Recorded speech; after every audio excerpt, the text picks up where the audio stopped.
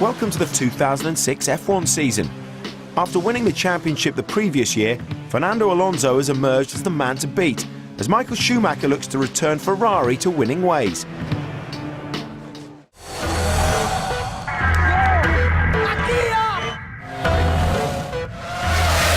We need to push now, push. Come on!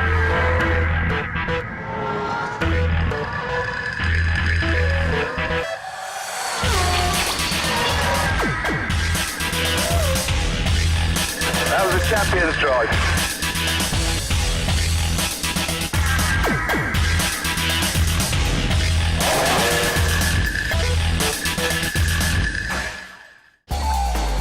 The beginning of the year is no holiday for the teams. There's plenty of work and analysis to be done, and there's always room for improvement.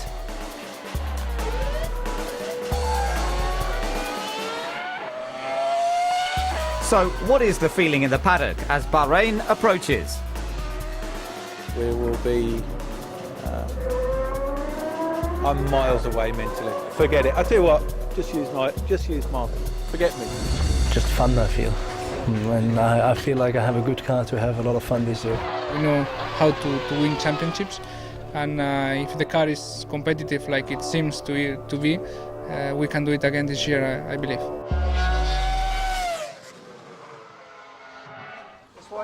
Testing is over, and it's time to get racing.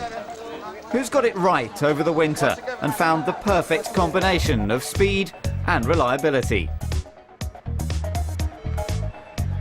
Renault hope to retain their championship-winning form with Fernando Alonso and Giancarlo Fisichella.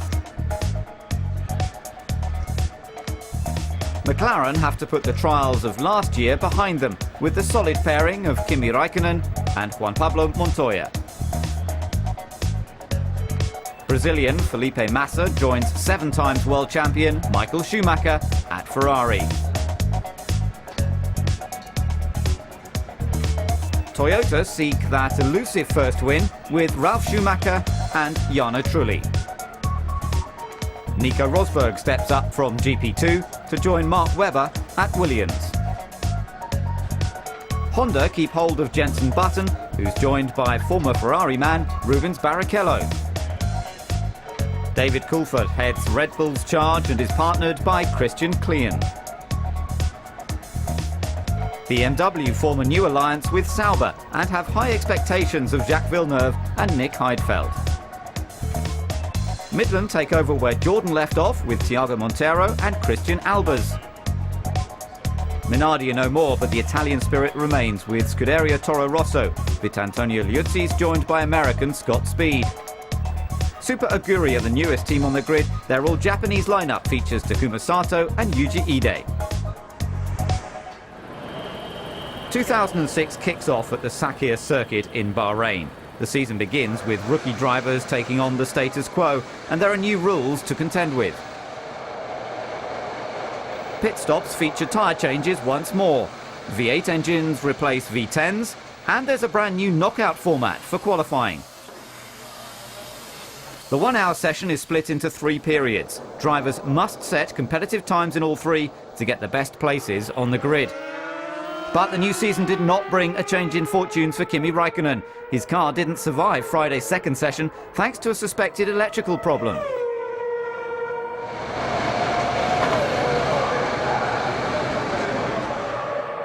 It's not a good start to his fight back.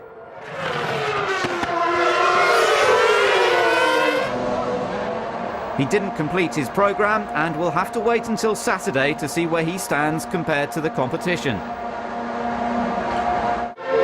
Things went from bad to worse in qualifying.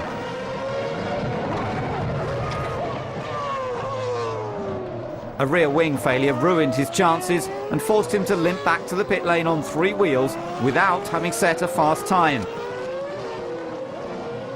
He will start 22nd. The session was stopped temporarily, but there were a lot of people who had yet to set a fast lap.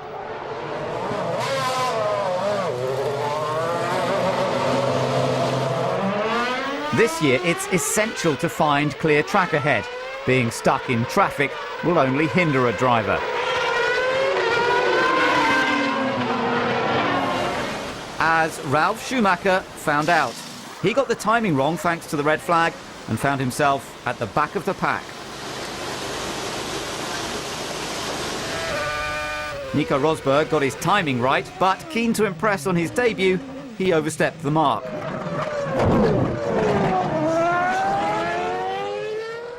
But none of the new boys could beat 7 times world champion Michael Schumacher. Eager to find the form that seemed to be lacking in 2005, the Ferrari star starts the new season on pole position. So, Michael's on pole with teammate Massa next to him, but Alonso lurks behind. It's going to be an all-action start to the season in Bahrain. Give me some warning, please, okay? You should have some warning because you'll see about 21 cars go past the end of the pit lane. Midland state the obvious while the rest of the field get a move on.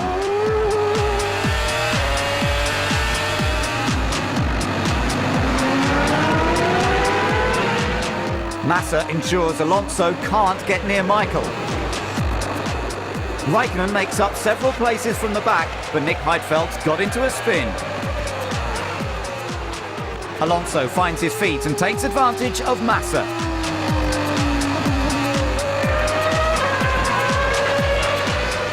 While Liuzzi makes life difficult for Villeneuve. Michael leads, but Alonso's gaining, and Massa's giving it his best. Button's clutch problem at the start puts him into combat with new teammate Barrichello. 1 to Button. Or is it?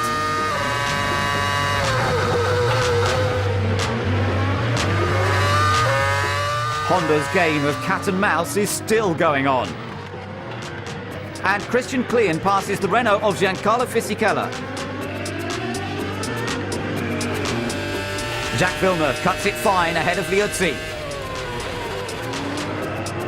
But Massa is just a knife edge from disaster.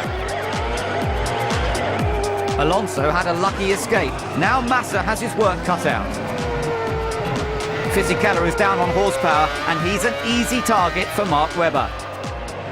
Juan Pablo Montoya poses little threat to Button. At the front, it's still the clash of the titans, and Alonso is closing. Renault tried to help Fisichella. Okay, I'm going to give you about 0.3, 0.2% more front wing, mate. I know it's really difficult. You did a great job. Just keep it going. Keep pushing hard. We can still get some points. But Flavio looks unconvinced. And rightly so, the Renault slows to a halt to retire from round 1 of the championship. You've lost hydraulics, Giancarlo. Just after the start, I lost again the power as yesterday. Then I retired myself because there was a problem with even with the hydraulics, maybe because of the engine problem. Starting the season like that is not great. No such worries for Ferrari at the moment. While the Flying Finn has clawed his way from the back of the grid into the final podium position.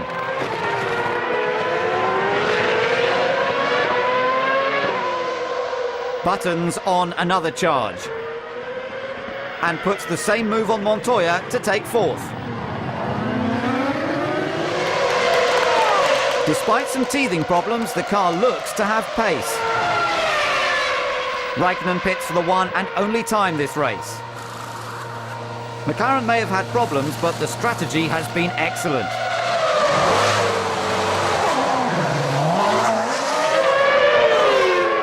Raikkonen's out, but Villeneuve is out of the race. And lets everyone know about it. It's not the impact BMW wanted to make on their first appearance as a Formula One team.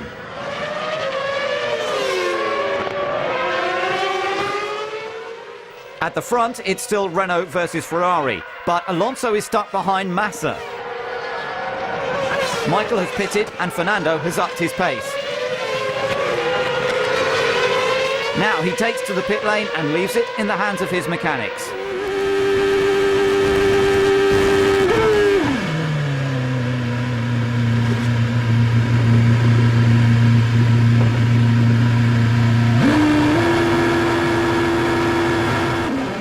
Michael is on the pit straight. Ross Brawn doesn't look confident. Who'll have the upper hand? It's so close. They're side by side. Alonso has the inside line. Michael has to yield. Nico Rosberg wants to step out of his father's shadow and takes 8th from one of F1's senior statesmen, David Coulthard. But Red Bull aren't interested in Rosberg's ambitions, especially now that Klean's 7th place is under attack. Not bad for a new boy.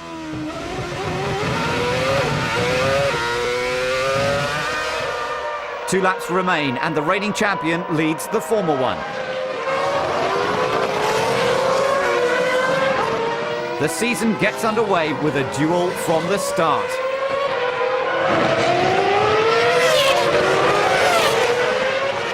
The tension is unbelievable.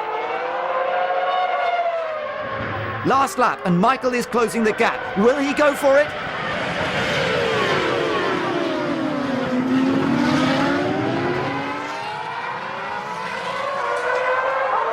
Can he get near enough? Not this time. Like Imola 2005, Michael hounded Fernando right to the end, but Alonso was in control. He opens his championship tally with the maximum 10 points. Renault start the season where they left off the last, but this time Ferrari are a lot closer. I was taking away 1 lap of fuel because I did 1 lap above the 110% for traffic reason. 1 lap more today in the right moment would have been enough, but you know the typical saying, it doesn't really matter afterwards. It's what it is. We are happy with it and we look forward.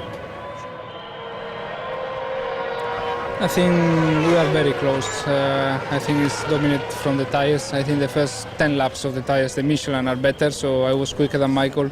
And the last 5 or 6, Michael was quicker than me before the pit stop, so it's difficult to judge who is quicker now. First to the checkered flag today was Fernando, but Schumacher and Raikkonen are keen to do battle. Jenson Button makes a promising start. Williams get both cars in the points, while Klean beats his teammate.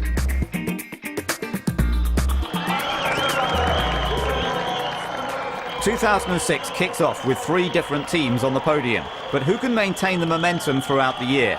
Alonso makes the best possible start to the defence of his title. Can Michael take an 8th? And can Raikkonen do anything to stop them?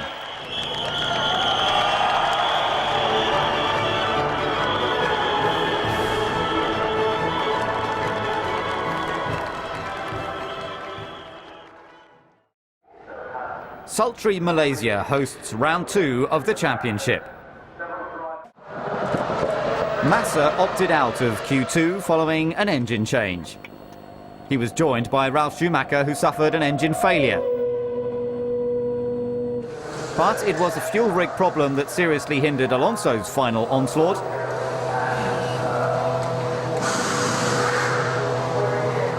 Without the optimum fuel load, the Spaniard could only manage 8th. The promise shown in Bahrain continued for Williams. Nico Rosberg lines up 3rd in only his 2nd Grand Prix. Following Alonso's problems, it was left up to Fisichella to show what Renault could do and take pole position.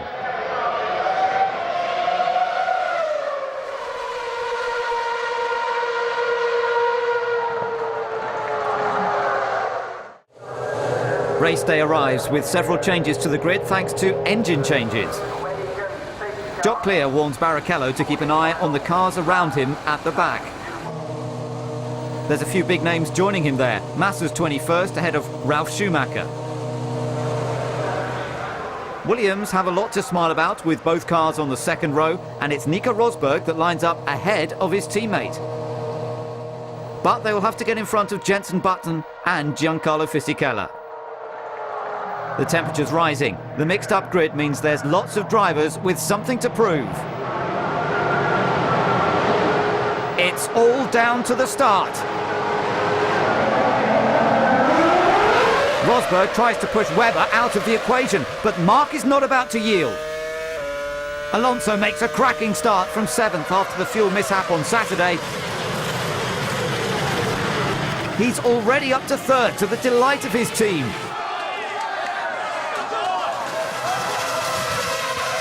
Fisichella leads Button and Fernando. Kimi Räikkönen is pulling out all the stops. But there's contact.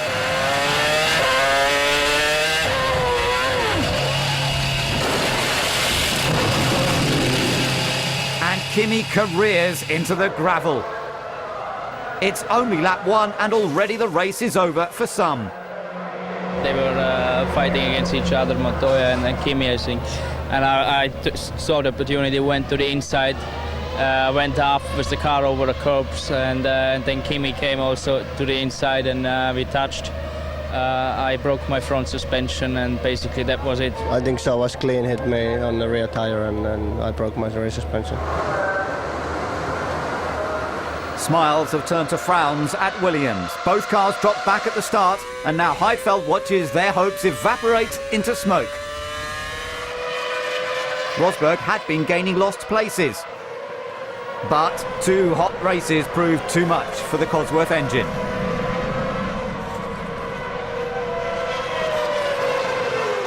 Michael Schumacher has been having a quiet afternoon after his engine change, and now faces his old adversary, Jacques Villeneuve.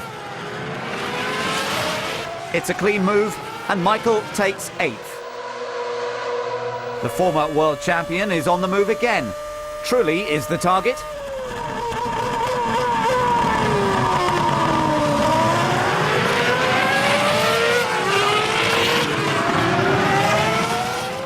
Williams couldn't resolve a hydraulics problem in the pits, leaving 4th-placed Webber in trouble when it could have been so very different.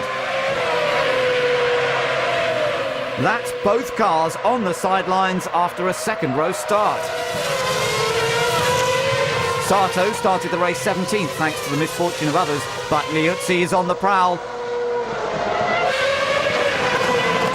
Sato comes right back at him.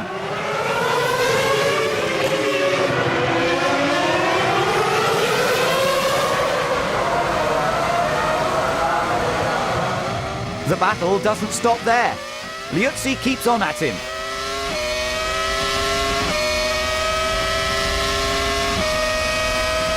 There's not enough room until Sato makes a mistake. Now the Toro Rosso storms past. Ferrari put Massa on a heavy fuel load on Saturday. This is his one and only pit stop from 4th. Can he maximise the strategy?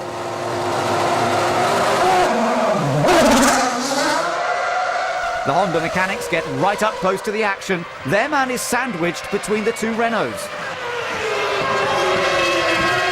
Button scored his first podium finish at this circuit in 2004. Now he's aiming for the top step. But he'll have to keep an eye on this man.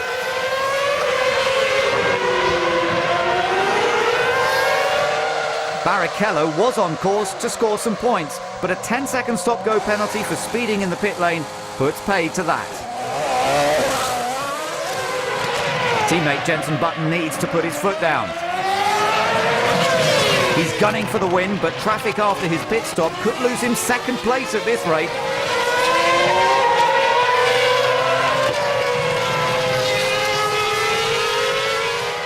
Now Alonso's in for his 2nd stop. The team built their strategy around the error on Saturday, and it's certainly paying off so far.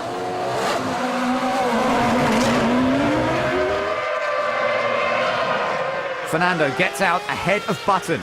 They're on course for a Renault 1-2. Michael Schumacher started 14th and makes his 2nd pit stop. He really hasn't featured in this race. Can he change all that with fresh tyres?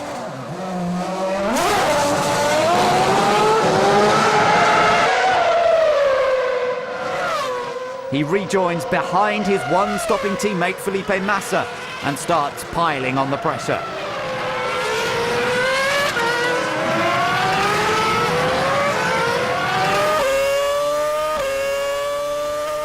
But Heidfeld's engine is under too much pressure. It disintegrates in plumes of smoke at the side of the track. A major disappointment at his 100th Grand Prix.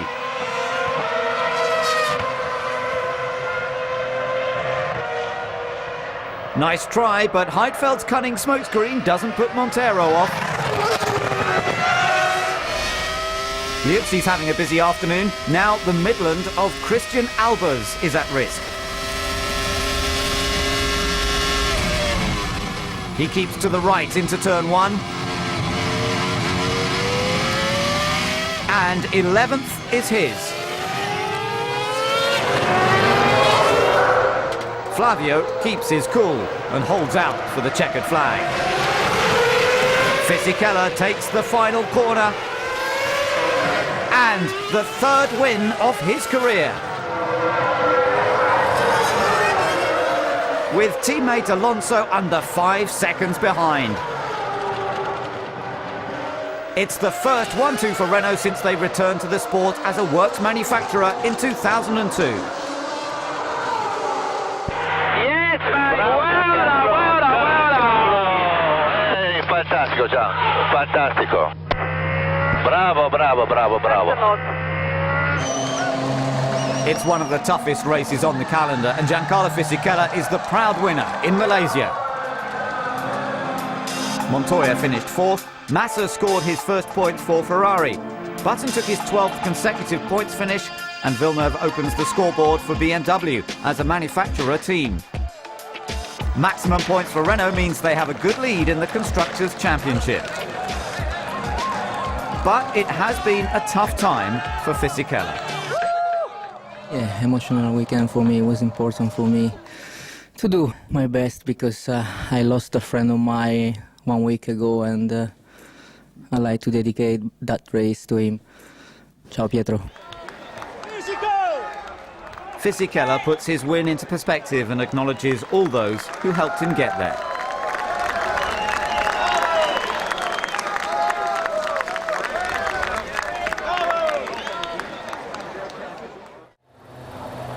The city of Melbourne plays host to round 3 of the Formula One World Championship. Australian driver Mark Webber proves very popular with his fans. Formula One has a large following here, and there's plenty of opportunity for everyone to get close to their favourite F1 stars. Thank you so much. Thanks a lot, good luck. Thanks, Jensen. Hi, I'm Jensen Button, and you're going to go around a lap of the Melbourne circuit in Australia with me. This is my pole lap in Melbourne, Australia, which is about 4/10 quicker than anyone. Here we come across the start and finish straight, up through the gears. You get up to 7th gear here, hitting almost 200 miles an hour before hitting the brakes. As you can see, I'm braking here in the initial turn. I have a little bit of oversteer, but kept it quite well. Run nice and wide there. Good to get a good exit for the straight down to turn 3. Up to 7th gear again. Braking hard for this right-hander. It's his 2nd gear right-hander. You've got to be very smooth through here and apply the throttle very gently. Left-hander here across the curb. Got a big snap of oversteer there. As you can see, the car's right on the edge. Through the fast right-hander here, which is full speed. Up through the gears, braking down for the right-hander here. 2nd gear again, maybe 3rd. I can't quite remember. You get hit by the wind just as you exit there, so the car can be a little bit snappy on the exit. Braking down here for another chicane, 2nd gear, carry as much speed as you can through the corner. Watch the wall on the outside, but get as close as you can because you've got a long drag here up to a high-speed left-right chicane. Very bumpy here. Down 2 gears to 5th. Use as much of the circuit as you can. You're trying your most to not come off the throttle there, but it's very, very difficult. Up to 7th, back down to 3rd for the right-hander. This is a corner where you can use more of the circuit than you think when you arrive in the corner. 3rd gear for that right-hander, reasonably quick, and you're back on the brakes for the 2nd to last corner. Very, very good traction through there. And then just hug the corner all the way through. A little bit cambered to help you there. And back along the start and finish straight. And that's the pole lap of Melbourne, Australia.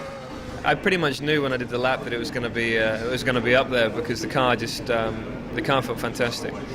We really improved it over the day, and that's what really gives you the excitement when you've improved the car and you've got it really hooked up. And so it was a fantastic feeling, and as you probably noticed by my radio communication with the team after. Get in! P1, well done, mate.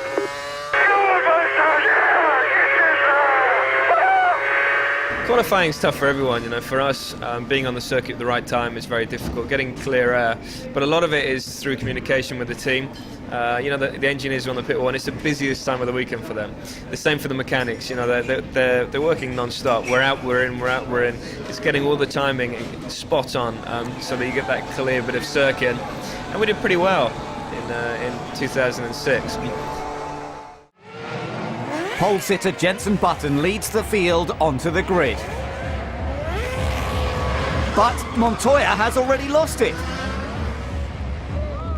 It relieves the tension for some, but not others. He rejoins at the back. Now someone else is in trouble. Fisichella has stalled. And there will be another formation lap.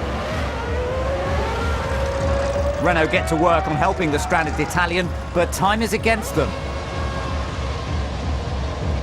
Fisichella will start the race from the pit lane.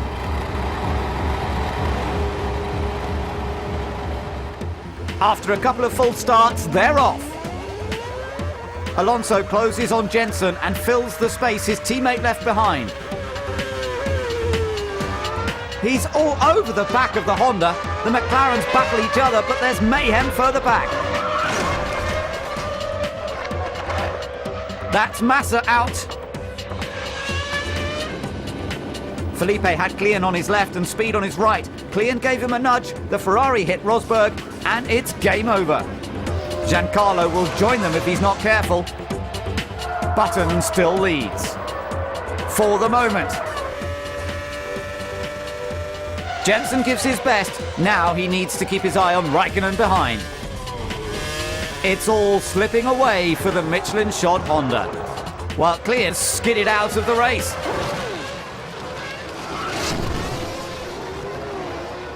The safety car comes out once again. But who can make the most of the situation? Raikkonen has designs on Button's second place.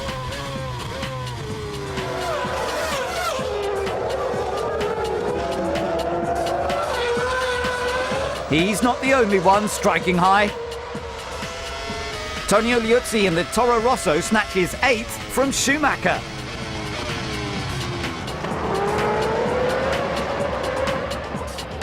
What's going on with Michael? Button has struggled after the safety car periods. So the mechanics hope a few adjustments at a scheduled stop can help him out. The Ferraris are both clear.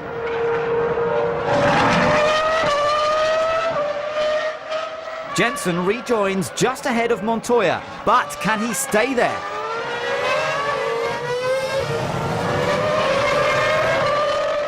The McLaren takes advantage of the Honda's cold tyres to take 7th. Big disappointment for Webber. After a good qualifying, he fails to finish his home Grand Prix. He had been leading the race thanks to a heavy fuel load until transmission failure puts him out of the race.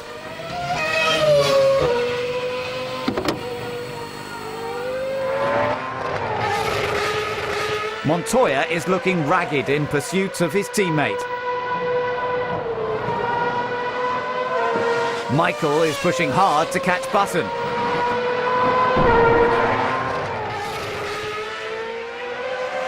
There's a safety car, mate, safety car, safety car. Errors like that are rarely made by Schumacher.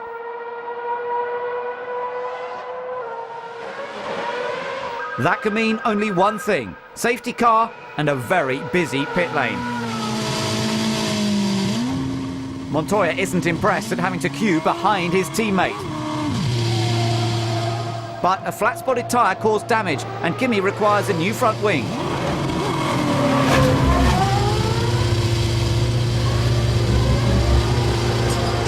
The safety car is coming in and the race is back on.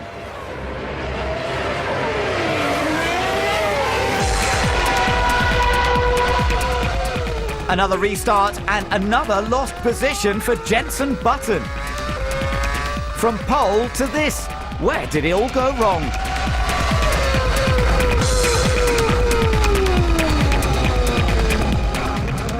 there's contact with Montoya.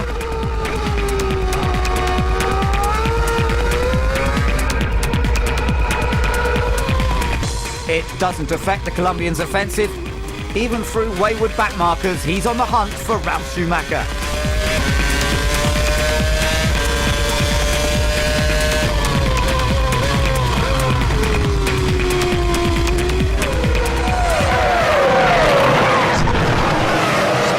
Liuzzi's time is up.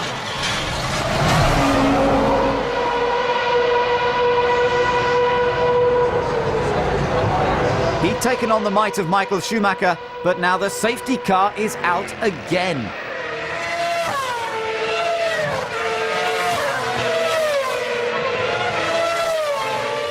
A polite word with their engine customers will ensure backmarkers don't hinder Toyota's chances. Scott Speed has been flying this afternoon. Barrichello gets by. Now he's sparring with Coulthard for 9th. Ralph's being chased by his former teammate. But another mistake by Montoya costs him 4th place.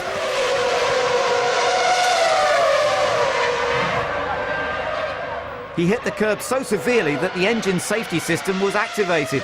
Conveniently, it grinds to a halt in front of the pit wall. Coulthard is still hounding Scott Speed.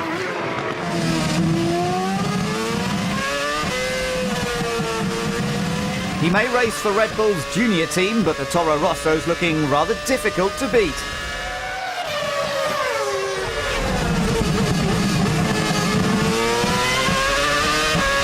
Okay, David, you just have to pass him. You have to pass him.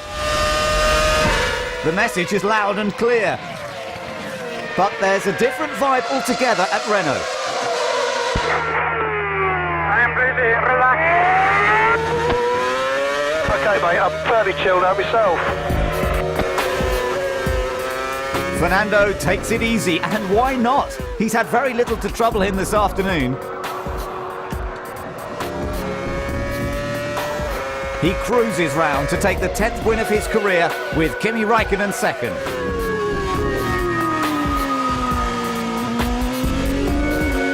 It's a job well done for Renault. Even Fisikella's fought his way back to 5th. This isn't the blaze of glory Jensen was looking for.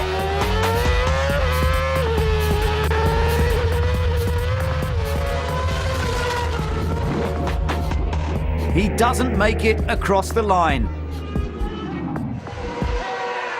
The scariest overtake Fissy's ever done, perhaps.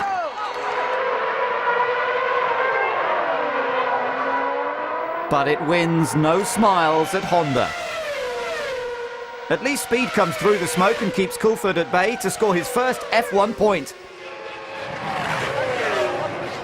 Yeah, I mean, for sure the most intense experience was the very last corner, because I went inside the second to last corner to make sure nothing happened with David. He couldn't get by. And I come out of the corner, there's a bunch of smoke everywhere. I couldn't see anything. I swear to God, it was like Days of Thunder. And I'm cruising through the last corner, and I lose the rear end. I catch it, get back on the gas, and through the smoke, and then they tell me I'm 8th. So, I mean, it was a crazy finish to a race for sure.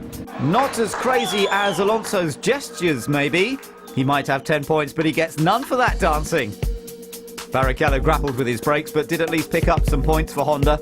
But Scott Speed loses his debut point after receiving a penalty for overtaking Coulthard under waved yellow flags. After 3 races, it's almost full marks for Alonso. Teammate Fisichella is tied with Kimi Räikkönen, while Michael Schumacher is neck and neck with Jenson Button. No surprises which team dominates. 2006 looks much more promising for McLaren and Ferrari, and there are only 3 teams who have yet to score.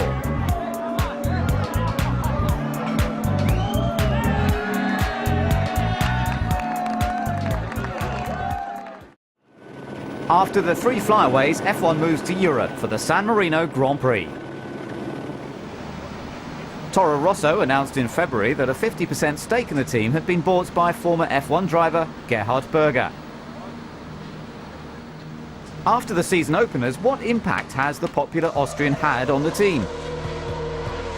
Certainly he's done a good job in his career, and he's a valuable asset to the team right now. And he's really pushing, and the progress within the teams you can already see. So it's a very good fit. I love the Mansell and Senna were my heroes in the past. But Gerhard showed always a really strong performance and pretty consistent, for sure.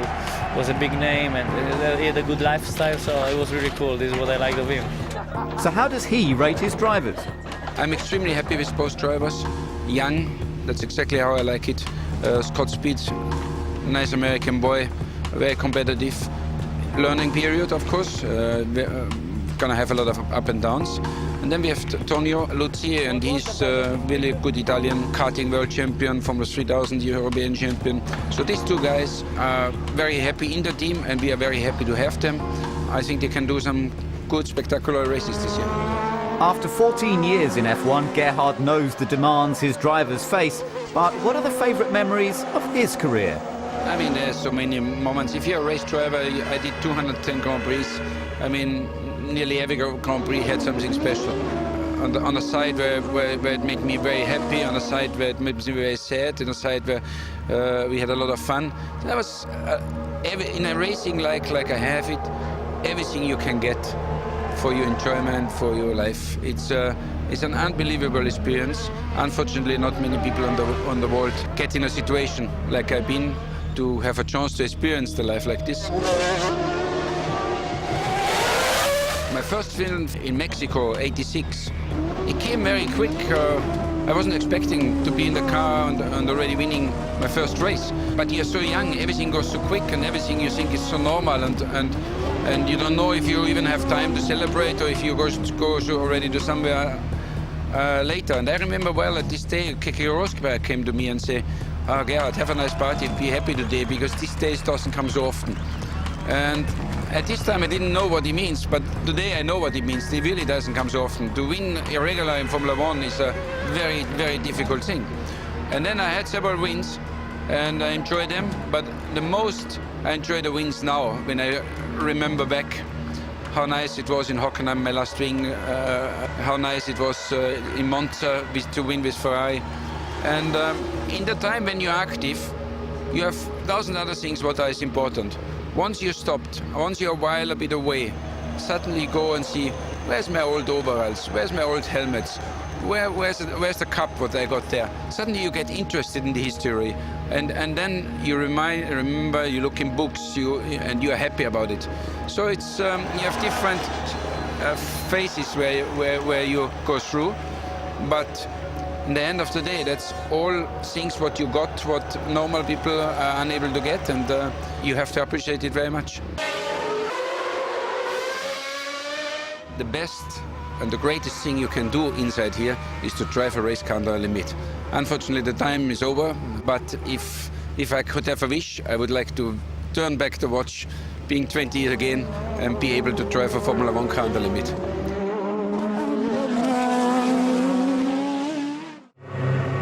Sunday morning starts with clear blue skies and bright sunshine. The sun was shining on Honda, who had their best combined qualifying of the year, with Button lining up second and teammate Rubens Barrichello just behind in third. But the skies aren't so blue at McLaren. Montoya could only manage 7th ahead of his teammate, who is 8th. Michael starts from a record-breaking 66th pole position, but can he go the distance? It's a good start for Schumacher, but not so for Raikkonen. He's not making any gains. In fact, he's losing places. Kimi tries to retaliate, but Trulli doesn't give up.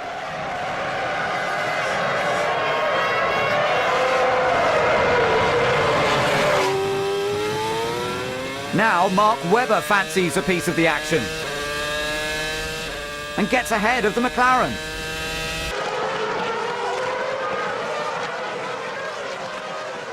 But there's trouble at the back.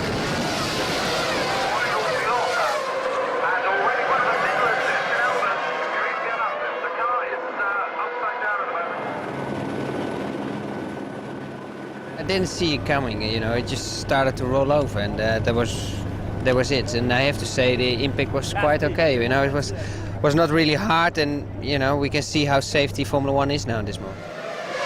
Christian is unharmed and the racing resumes. Michael leads Button, Massa and Alonso. Trulli joins Albers on the sidelines thanks to a problem with his steering column. It's a huge disappointment for the Italian. Button is in for his second pit stop, but Alistair Gibson makes an error. The fuel nozzle is still connected. The broken nozzle has to be detached from the car in the middle of the pit lane, and the chance of a podium is gone. Michael isn't as quick in these middle stages. Alonso's right on his rear wing, waiting to take any opportunity.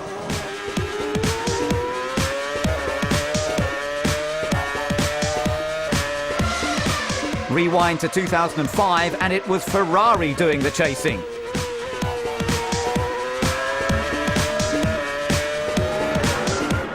Overtaking is not easy in Imola, but Alonso gives it his best shot.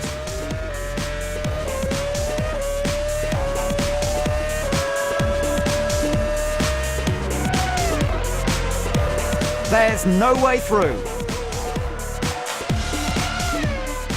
Renault opt to bring Fernando in early to give him clear air.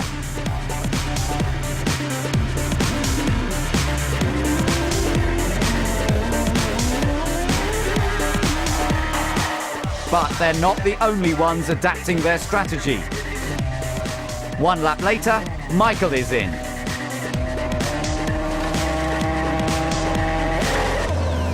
Is it quick enough? Now, any profit Alonso hoped to gain with clear track is wiped away. Further back, Montoya makes his last stop. Thanks to Button's lollipop shenanigans, he's in with a chance of a podium finish. He's passed Massa to take third.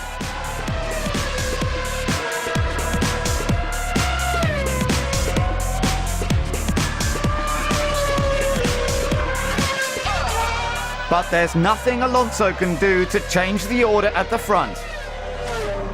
The Italian flag is raised.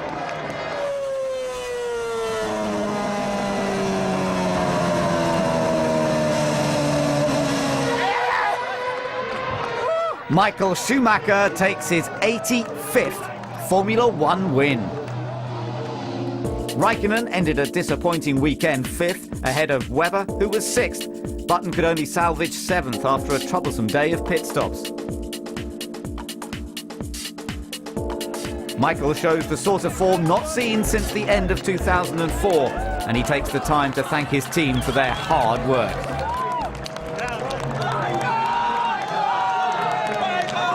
Every one of them.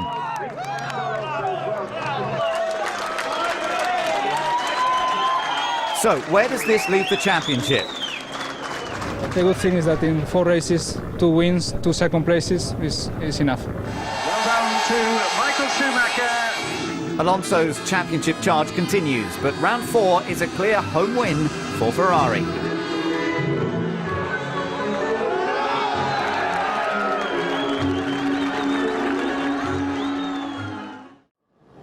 The Nürburgring in Germany plays host to the European Grand Prix.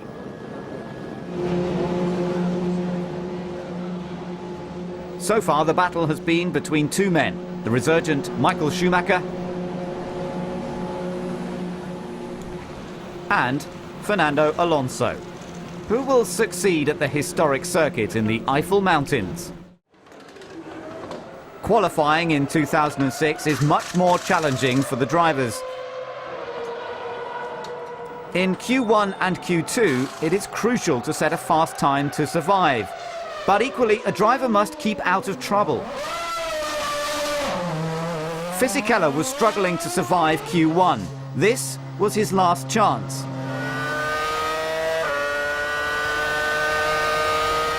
On his final flying lap, he came across an off-the-pace Villeneuve.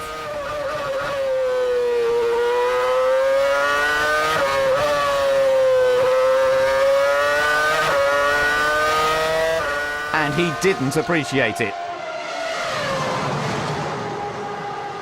So he went to make his feelings absolutely clear.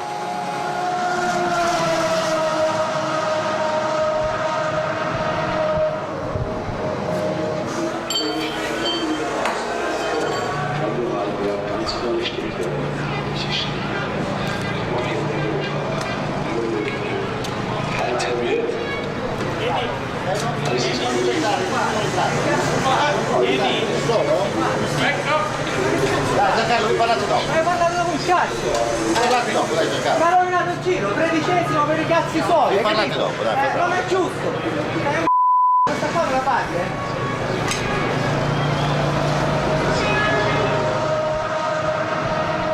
The championship challengers kept their battle on track. Michael looked to have pole position in the bag until Alonso went 2/10 quicker to take the top spot.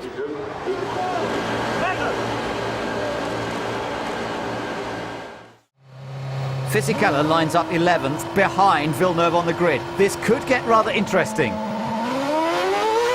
No troubles yet. Alonso leads Michael and Massa into turn 1, but things are starting to go wrong further back. Ralph runs out of space, hits Liuzzi. Liuzzi spins and hits Kufa. Twice. Starting in the midfield has created quite a challenge for Fisichella. He's locked in a wheel-to-wheel battle with the BMW Saubers, and it's Villeneuve in front.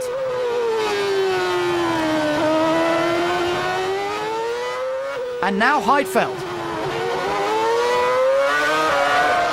Liuzzi's really in trouble. A broken front wing. A puncture. And this spin marks the end of his race. The track will have to be cleared.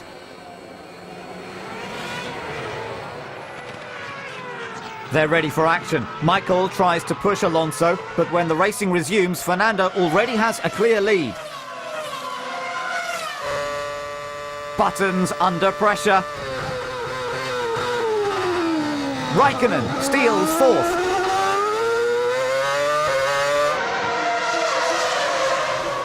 While Montoya chases Fisichella. Giancarlo makes it easy and just saves himself an embarrassing exit.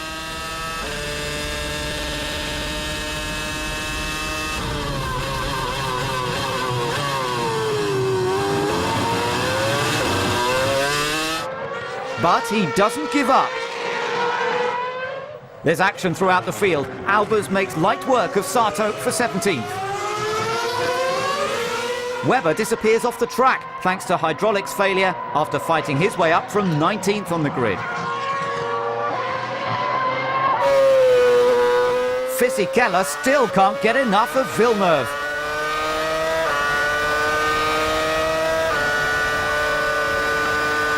He's looking for revenge.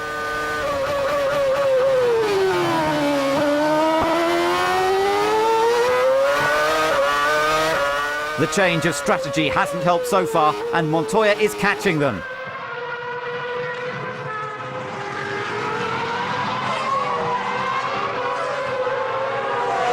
Flavio is getting impatient. There's nothing between them, but the Renault hasn't got what it takes.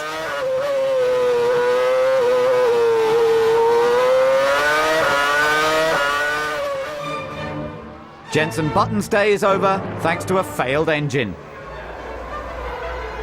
He'd struggled with balance throughout the race, and now his engine has given up. Christian Klein joins Jenson on the sidelines. While Frank Montagny doesn't make it to the end of his first race for Super Aguri. And things are starting to get heated.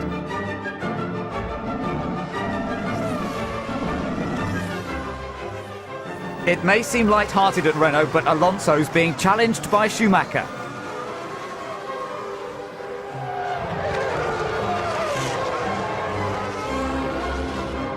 It's the second round of pit stops and Renault move first.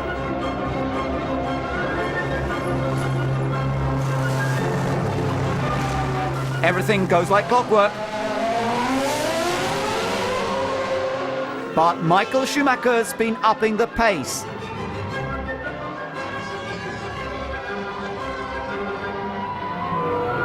Have Ferrari's master tacticians got it right?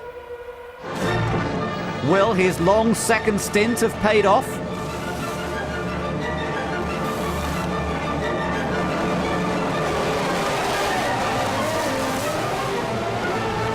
The mechanics rush to see the outcome and get the result they were looking for. But for Ron Dennis, there's a sight for sore eyes. Montoya pulls to the side of the track.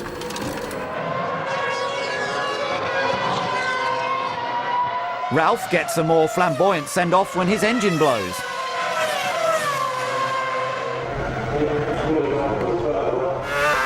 While one Schumacher runs out of steam, the other keeps going.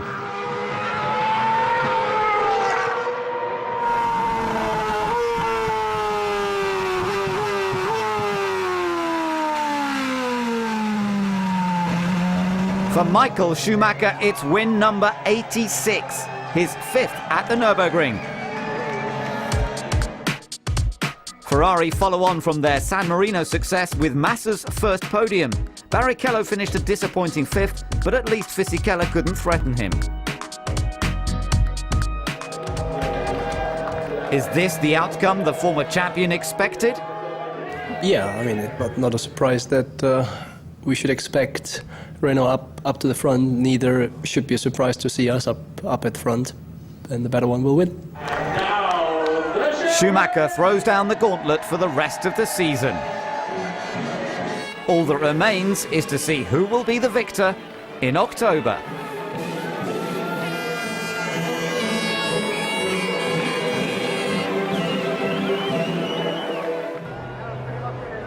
The Spanish Grand Prix can only mean one thing. All eyes are on Spain's latest hero, Fernando Alonso of Renault. Since his arrival in F1, the fans and media can't get enough of him.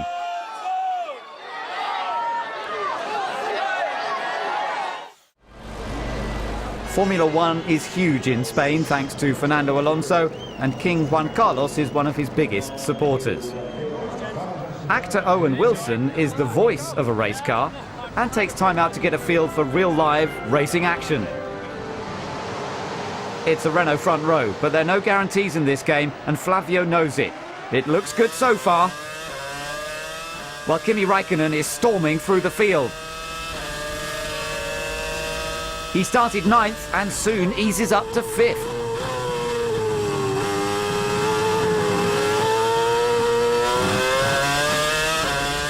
Even Ron can't hide a smile. Ralph is hounding Trulli. Toyota give their drivers equal footing when it comes to racing each other, but inter-team squabbling is always a worry. With good reason, a small error by Ralph has a big impact on his afternoon. Trulli escapes damage, but Ralph will need a new front wing and he'll lose time en route to the pit lane. Montoya stops on track and Ron's lost his smile. Normally through there, you're in traction control and you lean on the traction control, and for some reason it just went. And then the engine just stopped as well. That is kind of weird, but I don't know what happened.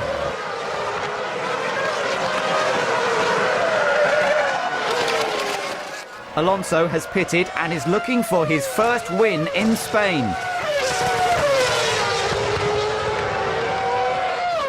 But back markers are getting in the way. Flavio isn't pleased and Montero is incurring the wrath of Alonso.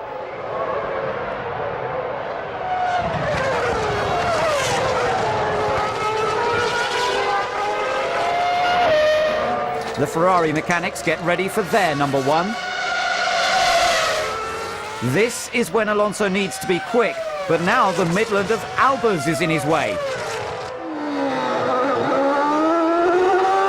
Schumacher's stop looks straightforward. In fact, it's got him out second, behind Alonso, but ahead of Fisichella. Ferrari's strategy paid off. Michael's mirrors may be full of the Renault, but he's in control. Fisichella is pushing hard. The team are furious with the mistake. But at least he gets it back on track and keeps the podium in sight. Which is more than can be said for Ralph. We were quick, we were good in qualifying, but not good enough in the race. We had an electronic failure. I don't know exactly what, obviously, but something electronically. Fernando hasn't managed to win at his home event. But that's all set to change. Win number 11 of his career, his third of the season. And most importantly, win number 1 at home. Ahead of Michael Schumacher.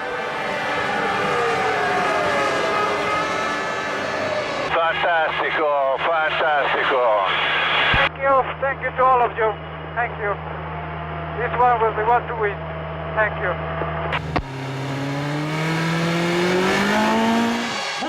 There's no doubt who the crowd wanted to win. Renault may not have been optimistic for their chances, but the combined effort paid off with a double podium.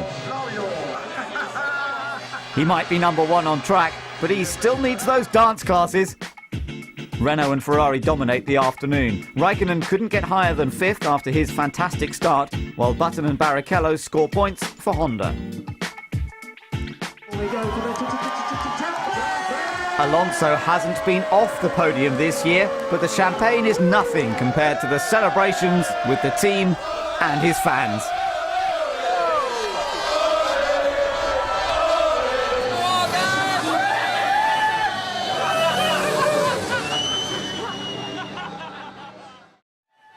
The Principality of Monaco knows a thing or two about celebrating. The most luxurious location on the Formula One circuit is also one of the most challenging for the drivers. In Monaco, grid position is everything. With so few places to overtake, a front row start can be vital for victory. The seconds count down, and provisional pole sitter Michael is on his final run.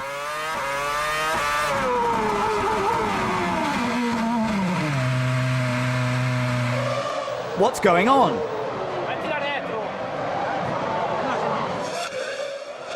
Well, whatever it is, the waved yellow flags ensure Alonso has no chance of setting pole position. Michael gestures angrily, but it's too late now. The session is over. And the verdicts are in. I don't think it's fair. It's not fair at all against the drivers and against all Formula One people. We know he's got a lot of tricks. But whether this one today was real, we'll probably only find out when he's 70, when he's had a glass of red every now and again. Having seen the slow motion of the car and its motion as it was going in and in the middle and at the end of Rascasse, I have to believe that he could have avoided leaving the car where it was. I just think it's cheap for the sport, you know. And somebody who's prepared to do cheap things like that should really consider if he's in the right sport, you know. Maybe he should do something. I think the time has come, he should do something else. The discussions continue long into the evening between Renault, Ferrari and the FIA. So how does Michael defend what happened in the light of a penalty?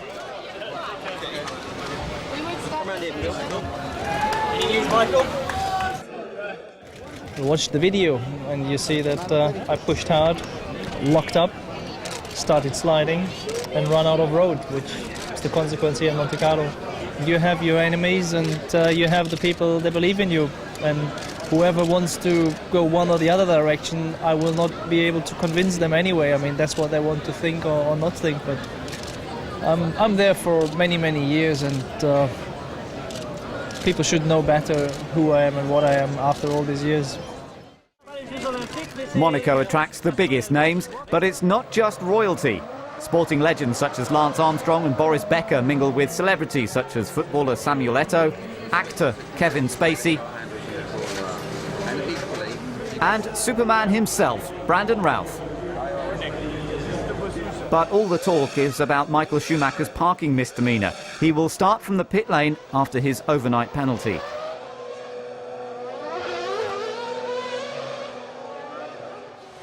The rest of the grid take their positions. The start is crucial on the twisty streets of Monaco. Alonso has no worries, but Raikkonen is hot on the heels of Webber. But Mark clings on to second. Finally, Michael Schumacher gets to join in the fun, but there's lots of ground to make up. There could be an interesting debrief at Midland later. Montero needs a new front wing after this start line incident. Teammate Albers was deemed responsible and gets a drive-through penalty. Alonso leads, but Webber's about to fall into a McLaren sandwich. That means Fernando must keep Raikkonen at bay. Now he's clear of Webber, he's right on the Renault's tail.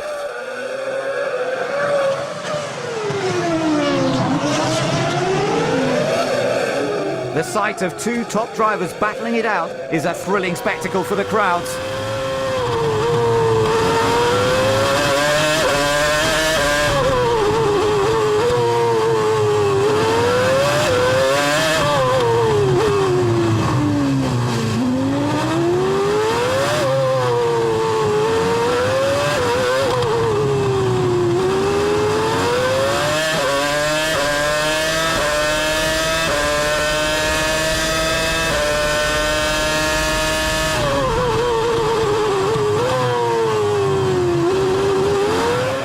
Raikkonen just can't get close enough. Fisichella was on a strategy for a front row start, but a penalty left him ninth on the grid, and now he's got to fight his way back to the front. And it won't be easy.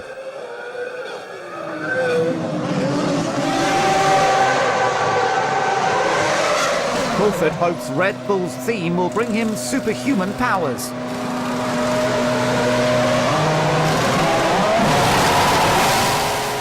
That's a lot of fuel.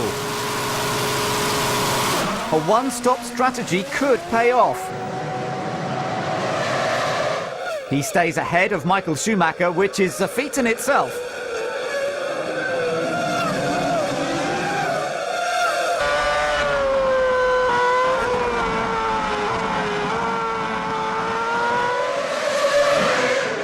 Fisichella is livening up proceedings with his assault on Coulthard, and disproves the theory that there's no overtaking in Monaco.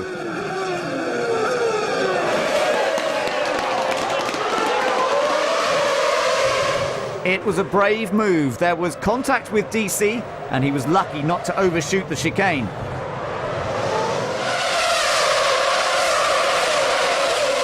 He's doing it again. This time he's perfected it at Villeneuve's expense. Unbelievable. No mistakes through La Rascasse. Now Michael Schumacher has Villeneuve in his clutches.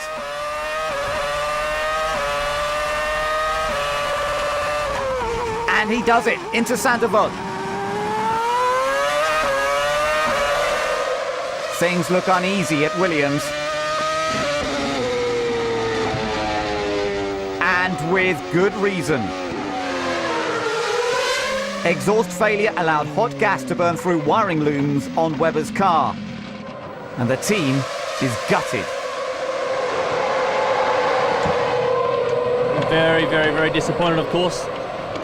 Felt like I was on it, felt like we deserved something today, but it looks like something on the electronics or engine or something has let us down. So, as I've always said, there's no rewind button, and you know, all the hard work that we did over the last 4 days here is basically invisible now. The safety car comes out, but Webber's not the only one who could use a rewind button.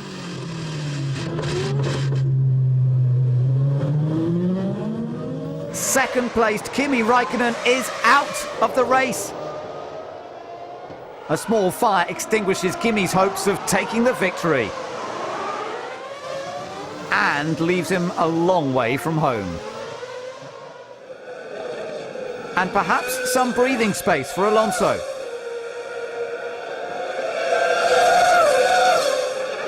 Life is good at Red Bull, but Klein isn't used to this. What's the situation in the race? Who is leading? Which position am I? Is David Coulter a place behind me, or do I have to let him pass? You are racing, David. You are racing, David. But it's not going to be easy to hold him back and take the podium position. Especially now that he's lost drive and is out of the race.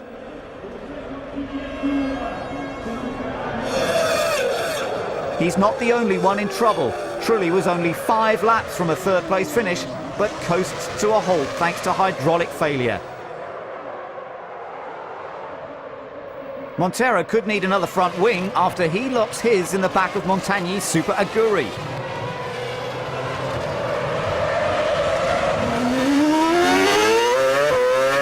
If he looks closely, race leader Alonso may catch a glimpse of Raikkonen relaxing in the harbour. With the fin out of the running, Alonso's able to look after his tyres and takes it easy to take the checkered flag in Monaco.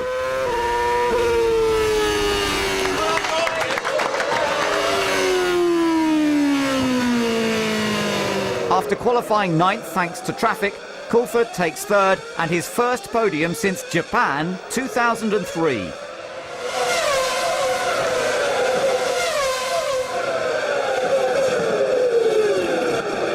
Klein knows he came so close, but this time it was just not meant to be. Monaco always throws up an unusual result. Montoya kept out of trouble to take 2nd, Barrichello was 4th, and Michael Schumacher managed to make it up to 5th. It's fantastic. Obviously been a couple of years, so especially nice to do it here in Monaco. Great to do the first podium for Red Bull Racing. And yeah, that's the fortune you need in this track. Alonso increases his lead. Raikkonen is now tied with Giancarlo Fisichella for 3rd, with teammate Montoya not far behind. Renault are running away from Ferrari and McLaren. Williams wants to overtake BMW Sauber, and only 3 teams haven't scored so far. It's all celebrations at Red Bull, although Christian Horner may well be regretting his words. He promised to jump naked into the harbour if a Red Bull driver finished on the podium. The Energy Station swimming pool proves more welcoming, while a cunningly pinned Superman cape saves his blushes. As F1 moves to Silverstone for round 8 of the championship, it's Fernando Alonso who is really in control. One race that Jenson Button would like to win is the British Grand Prix, but qualifying a disastrous 19th will make things a little tricky. However, Alonso didn't share his hardship. Okay, we are in Silverstone. I'm Fernando Alonso. We will do a lap in the Renault car. This is the main straight. We arrive in 7th gear to the first corner. We lift a little bit and we go straight in 7th gear, around 280 kilometers an hour, really quick corner. Then we arrive to the first sector, really complex part. There are 4 corners, right, left, in 5th gear, around 220 kilometers an hour. And then we go to the longest straight of the circuit, a good overtaking opportunity at the end of this straight. We have a 5th gear corner, right-handed, around 200 kilometers an hour.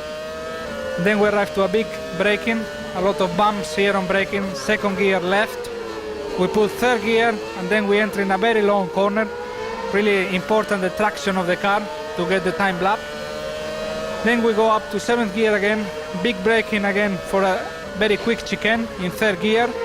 We use a lot of the curbs here to get the time lap. Then down the bridge, 5th gear, really quick corner, really difficult left-hander here as well. And then the last 2 corners, really slow corners, 2nd gear, very important the traction, very long corners, and crucial to do a good time lap. I think generally Silverstone was one of the most competitive circuits, very technical, very difficult for all the drivers. It's not just the glamour of Monaco that attracts the celebrities. The historic British Grand Prix brings its fair share of famous faces. Stirling Moss gets to meet McLaren protege Lewis Hamilton. But the current British star will have to work hard from 19th on the grid. Kimi is just behind Fernando and desperate to get his first win of the season. He doesn't get the best start, and neither does his teammate. Montoya needs to make up places from 8th, but a mistake from Villeneuve leaves a hole in his side pod. Alonso leads Raikkonen, but the midfield provides the entertainment. Jenson Button takes on Christian Klein, and both have to take evasive action from Speed, Ralf Schumacher and Webber. It's one way to gain places. Jenson is in combat with Trulli now.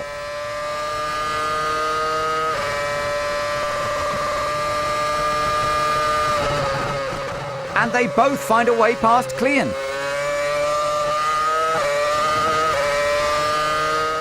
But it's all over for some. I was trying to go around the outside of Ralph in one of the Maggots and Beckett's corners, and it was actually working. I actually got alongside him a bit. But when we went into the right, I think it was such kind of an unexpected place to pass. He didn't quite see me, and we tangled.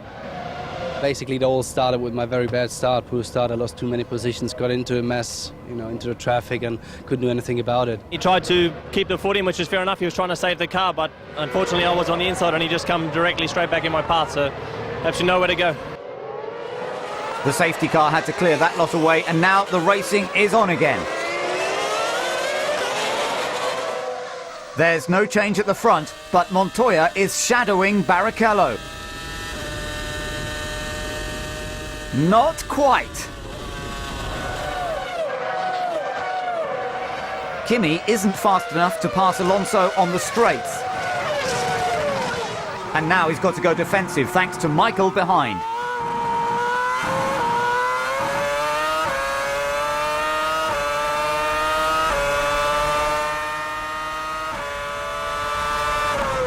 They almost touch. Michael backs off.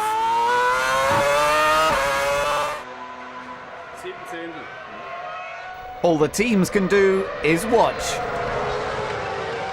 Alonso leads Raikkonen, Michael, Massa, Fisichella and Nick Heidfeld is 6th. Button is still chasing Coulthard and he's gaining on him.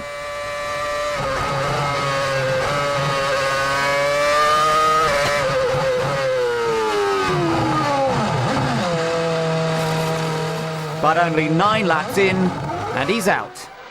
Things are looking pretty sweet. I think I could have got past DC in the next couple of laps. The car was working very well. But it's a shame for the British fans and for the team and for myself because that was a good race. Fisichella pits for the first time and he wants to get out ahead of Massa. He needs to hang on to 4th. Michael's through. But not Massa. Ferrari are watching Michael's assault on Raikkonen. He needs to get ahead to start hounding Alonso.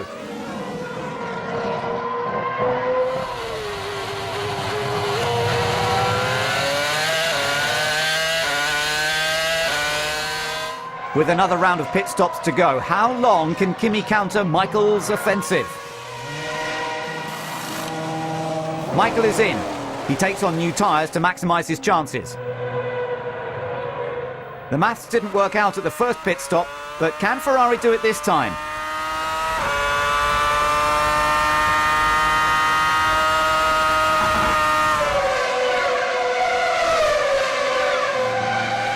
Kimi pits. Now it's McLaren studying the times. But there's no chance. The brand new tyres paid off and Michael is long gone.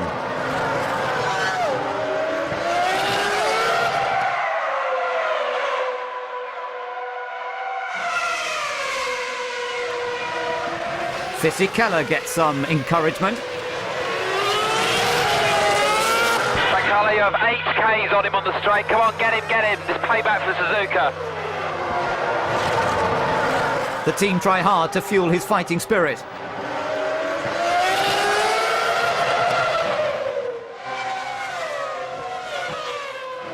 But Kimi won't hand it to him on a plate. The McLaren has some understeer. The Renault can't get close enough.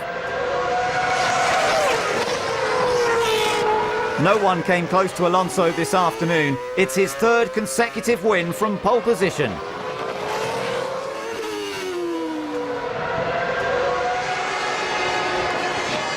Renault, Ferrari, McLaren and BMW ensure there are no points for anyone else.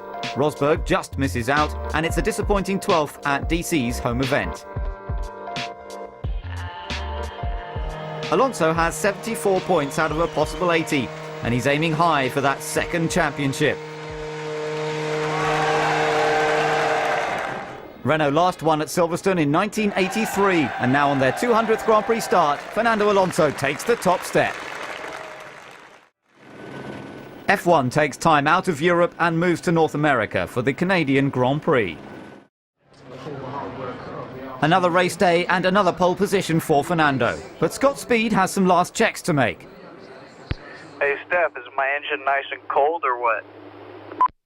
Yeah, Cosworth is looking after them quite well. They're all smiling, so must be cold enough.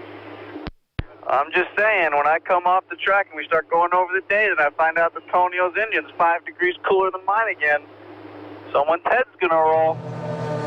A late engine change puts DC at the back. Only seconds remain. The start light sequence has begun. Can Renault end the race as they start it?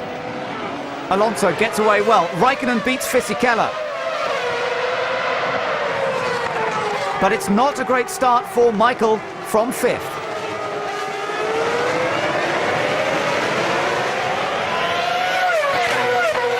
He goes into combat with Montoya and Rosberg.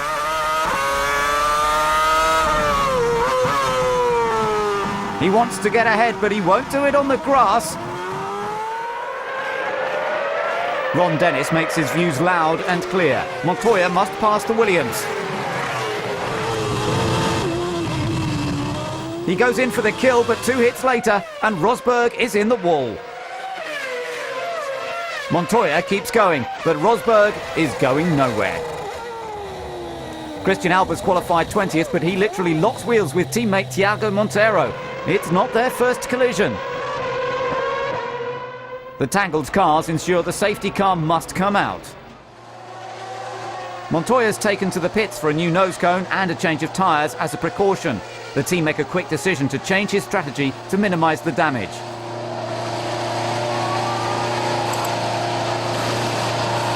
But it's not exactly running like clockwork. Knows why do we just do things without thinking about it? Montoya rejoins the race, while Ron inspects the damage.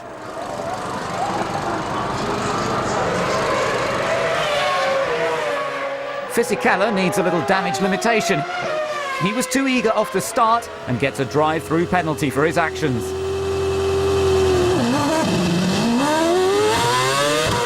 It was an unfortunate error.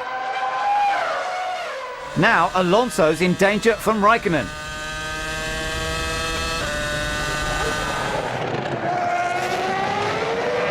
Fernando comes back, but Raikkonen means business. Maybe there's a glimmer of hope for Ron Dennis. Well, there was. Montoya has given up the fight after only 12 laps. He touched one of the walls after the incident with Rosberg on lap 2.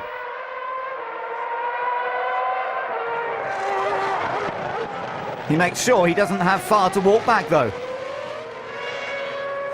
Michael has the faster car, but he's been stuck behind Trulli for ages. Finally, he gets past. What can he do now with a clear track ahead?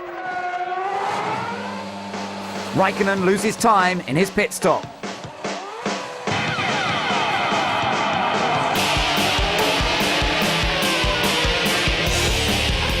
Massa is making advances on Button's 4th place. Michael finds out it's not called the Wall of Champions for nothing. Massa is in for his pit stop, while Alonso has work to do. Raikkonen is stopping on lap 56. Lap 56. We want to things are revved up before then. It's important now. Kimi wants the job done, but not like that. What is going on? Michael finds that straying off the racing line can cost you dear.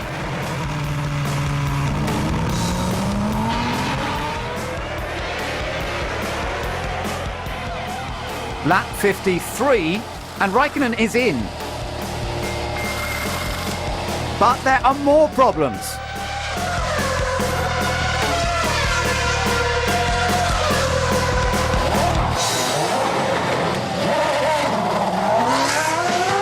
Ron cannot believe it. This isn't the Wall of Champions, but this ex-title holder never has any luck at his home Grand Prix. A lesson in how not to do it for Kubica. And out comes the safety car again.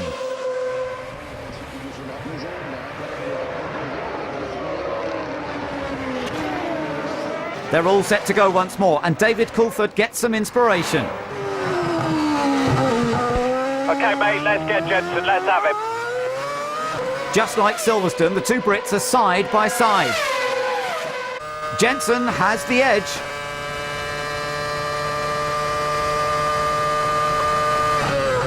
But DC snatches it back to take 8th place.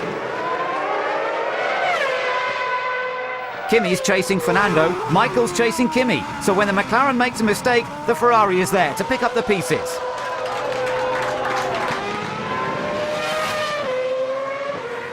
Sato ends the afternoon early and breaks a camera while he's at it. But it's all eyes down at Ferrari. Michael is trying to catch Alonso. He has him in sight, but it's too late now. Alonso's never been on the podium here in Canada. Instead, he goes straight to the top step. Lovely one, mate. Abbiamo vinto anche qua, bravissimo. Molto bravo. Win number 6 of 2006 for Alonso rounds up a good afternoon as Michelin score their 100th win in Formula One. Fernando's 14 career wins may be overshadowed by Michael's, but the youngster clearly has the upper hand in Montreal. Alonso takes his 4th consecutive victory. Massa's one-stop strategy earns him 5th. Heidfeld and Trulli score useful points, while Coulthard gets his at Button's expense. Could anything have been better for Renault this afternoon? Today we had the opportunity to have Fisichella in front of Michael and Kimi. At the end, Michael managed to finish second, so the gap is not increasing too much. But you know, Indianapolis is another chance to win again and to increase the gap again. With a total of 84 points out of a possible 90, Fernando Alonso really has dominated the first half of the season.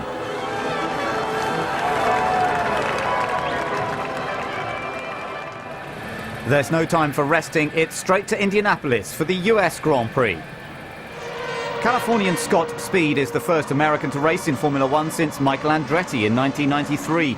He'd love to do well at the Motor Speedway, but it was left to a familiar face to be on pole.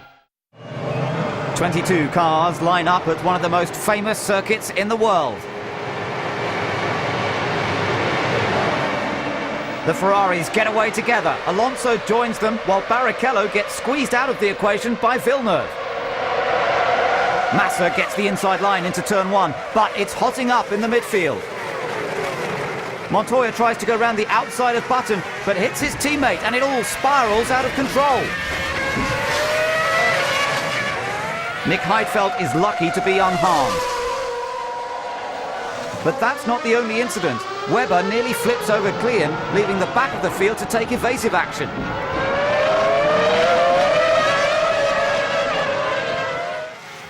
Lap 1, 2 big incidents and 7 cars out. But who will be deemed responsible?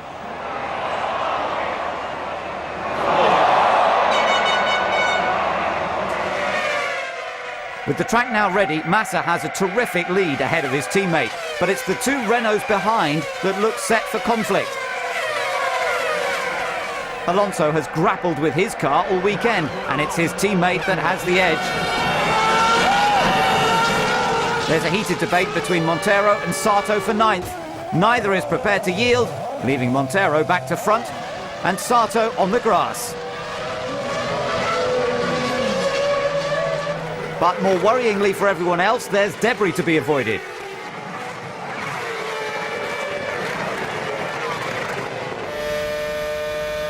Fisichella succeeds in his move on Alonso. But it doesn't raise a smile from Briatore. Villeneuve could have picked up some useful points with only 11 cars remaining. Instead, he picks up a DNF thanks to an engine failure. It's a bad day for the team. Ferrari make their intentions clear with another set of tyres for race leader Felipe Massa.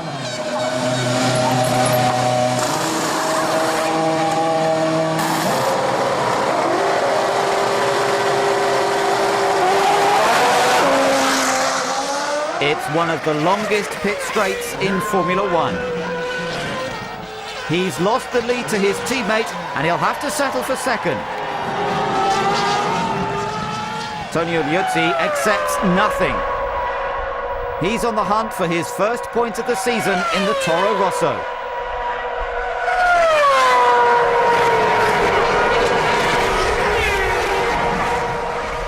He's up to 9th and gets Gerhard Berger's seal of approval. Fisichella is 3rd, Trulli's 4th, but Fernando Alonso is a long, long way back in 5th position.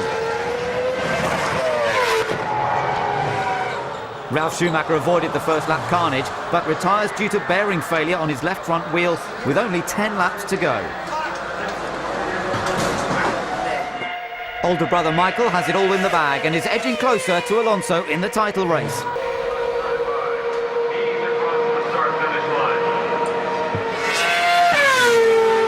He exits the banking at one of his most rewarding circuits to meet the checkered flag first.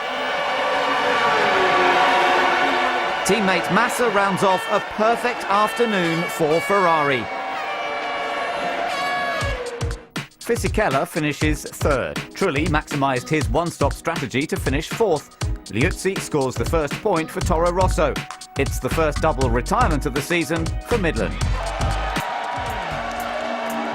Michael closes the gap to Alonso, and Fisichella gets ahead of Raikkonen. It's the first time McLaren haven't scored this season, and Williams go 5 races without a point. Ferrari take their first 1-2 of the season, and with both Germany and Italy through to the semi-final of the World Cup, it's been a good weekend all round for Michael Schumacher. Have they got the momentum to seal another title?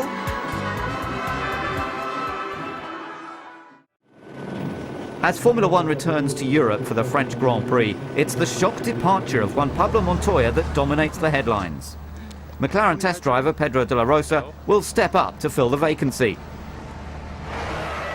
It's been a disappointing season for the Colombian, with only 5 finishes in the points. The incident in Indy was the final blow to his F1 career. I got the phone call from Martin Whitmer saying that I would be in Magny-Cours. I was very excited, obviously, unexpected, and here I am. Qualifying at Magny-Cours was all about Ferrari and Renault. There was a mad dash to get the best position in Q3.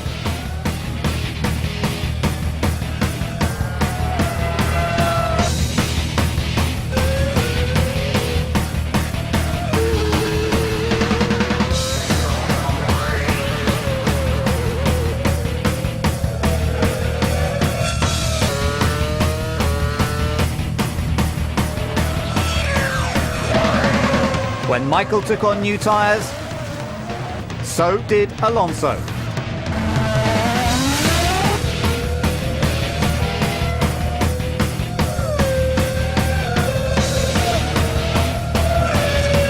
But Bridgestone reigned supreme to hand a 4th pole position to Michael Schumacher and Ferrari. Race day dawns and it is still exceptionally hot. Tyre consistency will be crucial. Michael gets a good start, but Massa's under threat from Alonso. Felipe wins it this time, but he's still in danger. So is Webber. Coulthard wants 9th. An engine change left Rosberg 19th. Now he's trying to make a comeback, but Button isn't as easy to pass as the Midland of Albers. Honda boss Yasuhiro Wada keeps an eye on proceedings. Button fights back, but Rosberg has got nothing to lose.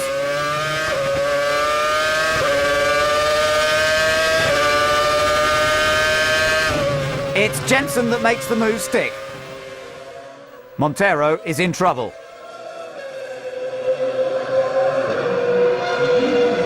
Chasing Montagny, he lost the back of the car and speared over the curbs.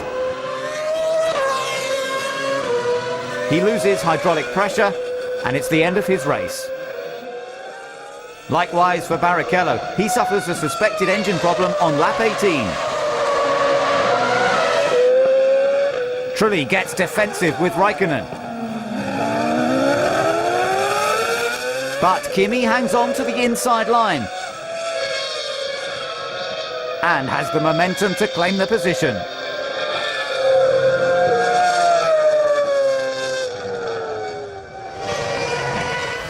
Pedro de la Rosa wants to make his presence felt. He has the bit between his teeth, and it's Heidfeld who loses out. Trulli's efforts were in vain, and he retires in the garage with a leak in the braking system.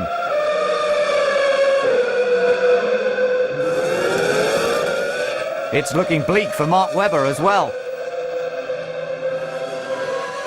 This wheel rim failure harmed his aerodynamics and his French Grand Prix. Felipe Massa pits for a third time and drops to third place. Renault knew it would be hard to pass the Ferrari on track and put Alonso on a two-stop strategy.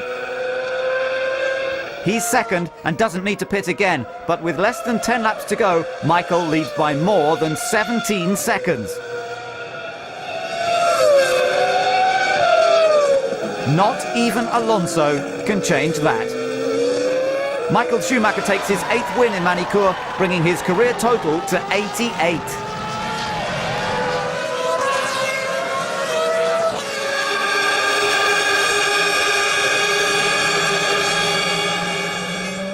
Ferrari's domination is not the result Renault wanted in front of 6,000 Renault personnel.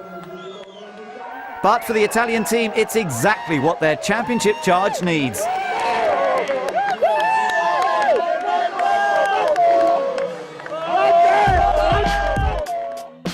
Ralph ends a long run of misfortune to finish 4th. Fisichella was disappointed with 6th. De La Rosa scored on his first time out. But what about Felipe's efforts? I think he done great. 6 points, 3rd position, podium. It's a good result. Michael, 8th French Grand Prix, how does that feel? I look much more forward to have an 8 in the end of the championship on a number which is more important. Ambition has never been lacking for Michael Schumacher.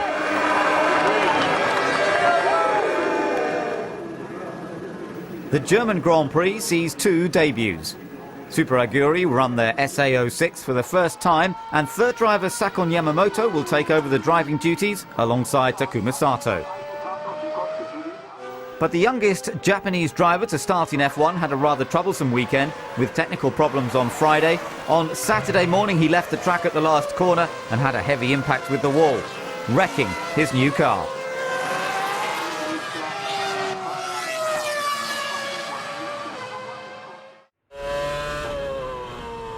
For pole sitter Kimi Raikkonen, it was much more straightforward.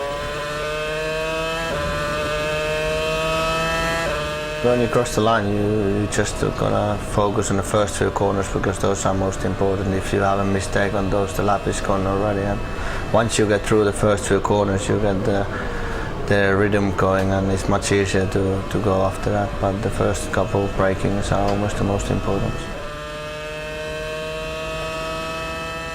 I have a lap time delta on my dashboard, and I can see comparing my previous fastest laps, and then I know, of course, what has been the quickest lap so far. So I have some idea always how it is going and what is happening.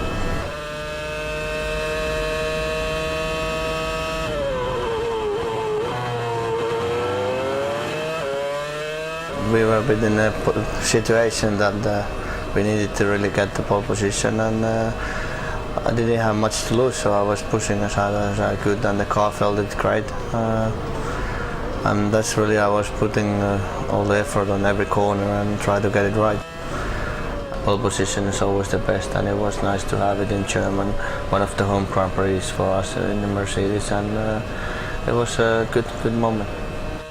It's never perfect. If you do it 10 times, you're gonna maybe gain on some place, but it was as good as I could get it on that time, and that was enough for us.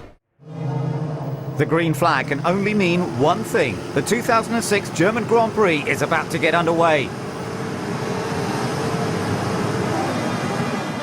Raikkonen is away well, but Alonso storms up to 5th by turn 1.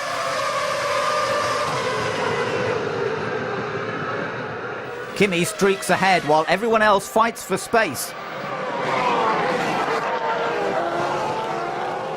Raikkonen leads Michael, Massa, Fisichella and Alonso, but Jenson Button is eyeing up the Renault and he's jumped him. Now Ralf Schumacher makes a mistake, can't avoid contact with Coulthard. DC survives, but Ralph needs a new nose cone.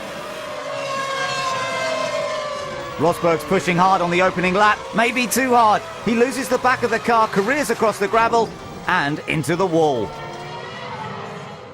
With only 10 laps gone, McLaren prepare for a pit stop. Raikkonen must be 3-stopping. This will drop him right down the field, and he's going to have to work hard to claw his way back. Barrichello is chasing Webber. The Williams can't do anything to hold him back. Honda look impressed. But it's too much too soon as Barrichello's engine catches fire.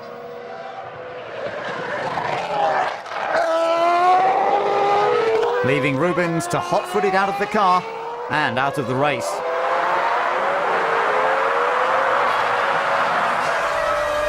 Michael is exiting the pits as teammate Massa storms down the pit straight. Can he beat him? Felipe slots in behind and retains the status quo.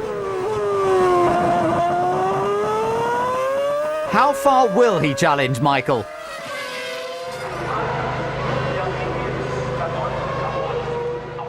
It's a bad day for Villeneuve.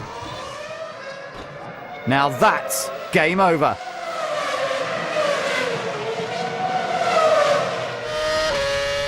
Trulli started from the back, but he's making his way through the field and passes Klein for 7th. Toyota will be glad they have him on board until 2009. Coulthard's 11th place is under pressure from Liuzzi's Toro Rosso. DC can do nothing to stop the Italian from flying past.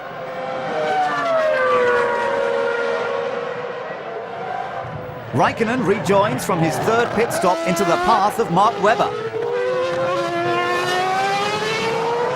He keeps his cool and holds his position.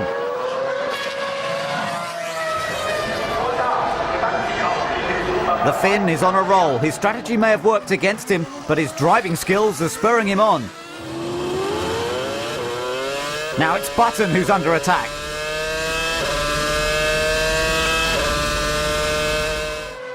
The Honda is suffering massive amounts of tyre graining and can't fight off the resurgent Kimi.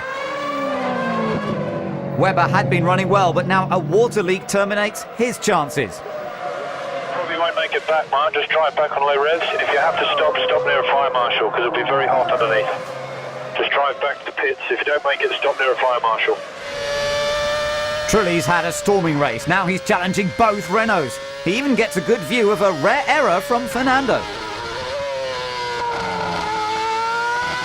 The Spaniard is lucky to get it back on track without damage or losing a place.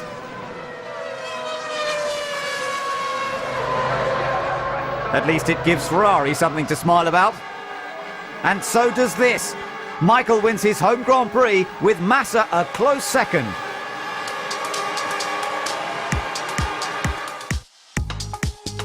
Ralph was ninth despite his collision and a drive-through penalty. Both Williams failed to finish. Clean scores a point for Red Bull. So, where does this leave the championship? Fantastic job, Michael. Fantastic job. Well done, well done. This championship's back in our hands now. We win the last 6 races, we win the championship. Fantastic drive, well done. The F1 circus moves straight to Budapest to the news that another big name has made a sudden departure from the sport. Strong Friday performances ensure that Robert Kubica of Poland steps up to replace Jacques Villeneuve for the rest of the season. Before qualifying even began, there was controversy. Fernando Alonso felt Robert Dornbos hindered a flying lap during Friday's second practice.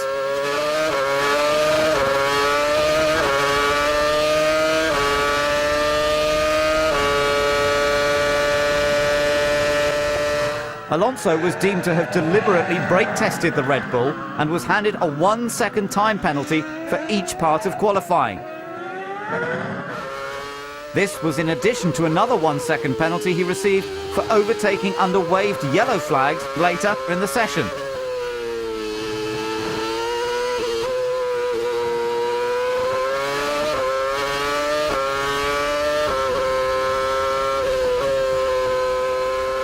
He wasn't the only one facing the wrath of the stewards. Jenson Button's fiery car brought out the red flag in Saturday practice, landing him a 10-place penalty for a new engine, but it was the other championship contender that made a big mistake.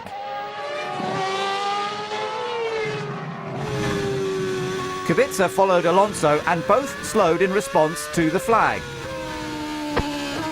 Come in slowly, mate. Come in very gently. But Michael passes them both. And he too gets a 2-second time penalty for each part of qualifying. Michael overtook 2 cars with red flag. One is me and one Kubica. Sorry, mate, who did? Michael Schumacher overtook 2 cars. Kubica me, and now coming to the pits in front of us. Okay, so it was you and Kubica that Michael overtook then? The incident was in turn 13. Okay, thanks. We're talking to Charlie, so. I don't really want to explain. I mean, certainly I have quite a proportion in my own hands and I'm responsible to some degree for that myself. But then if you watch the pictures, you may understand why I have been doing what I did. The pictures are more explaining than I can do with words. So, with Alonso 15th and Schumacher 11th, it was up to Kimi Räikkönen to take pole position with a late flying lap. It's a tricky circuit. What are the miscreants' chances? Well, we are 11th and 15th, so it's only one car length between us, the 13th guy. So, you know, we are quite close. In one lap, single lap, we know the Bristol and the Ferrari are really quick, unbeatable. So, you know, we have to believe in the long run and, you know, we will do the maximum. Michael, me, all the drivers. It's been a stormy weekend in more ways than one, and on Sunday morning the weather has taken a real turn for the worse. Alonso has to fight his way through the field.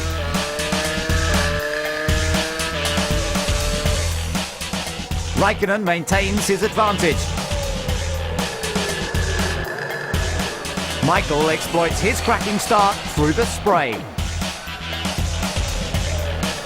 Alonso has a bit more on his plate.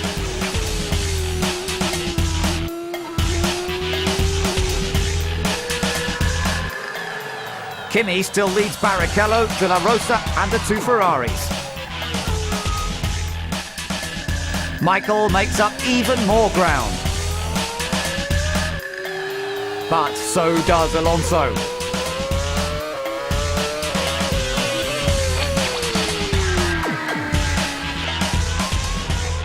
He's going well in the wet conditions.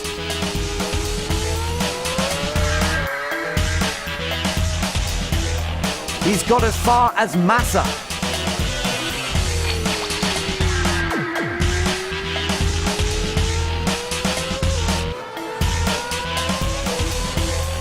Grip is not at a premium, but Fernando keeps on regardless. There are the leaders, but where is Alonso? He's after Fisikella's 5th place. Button is gearing up for Coulthard in 8th.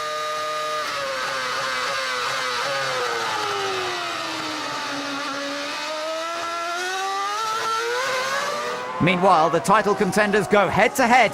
Alonso versus Schumacher.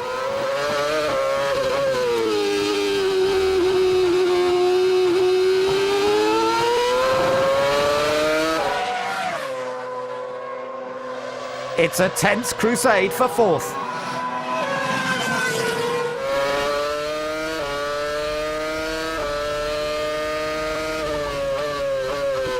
And in these conditions, a battle of nerves.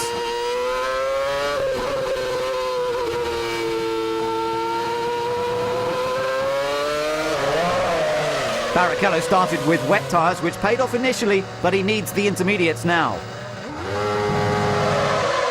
Teammate Button began on the inters and is making steady progress through the field, claiming 4th from Schumacher.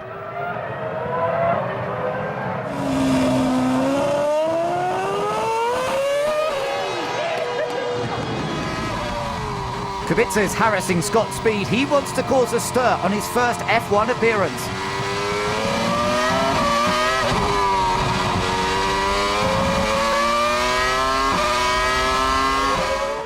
Ferrari are struggling. There's little between Schumacher and Fisichella in the battle for 5th.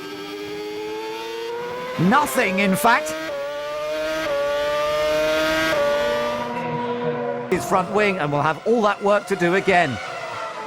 It's not exactly plain sailing at Renault. Okay, mate, take it easy. There's some oil about somewhere. Fizzy's had enough. Alonso heeds the warning, but it's too late for Fisichella.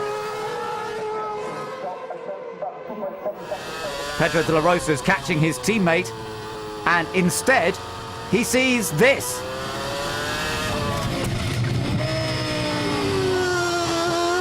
A bird's eye view of what could have been a very nasty accident. Liuzzi went wide to let Raikkonen through, but Kimi didn't expect him to slow and can't avoid driving over the Toro Rosso. The safety car is deployed, so everyone piles into the pit lane. Only Liuzzi stays there. Alonso leads the Honda of Jenson Button, but on the restart, the action is elsewhere. Massa and Ralph debate 8th place, leaving Ralph in a spin.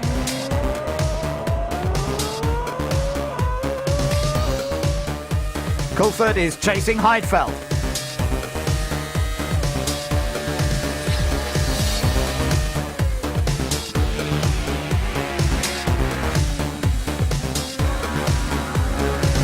He could be set for a good points finish if he keeps it up.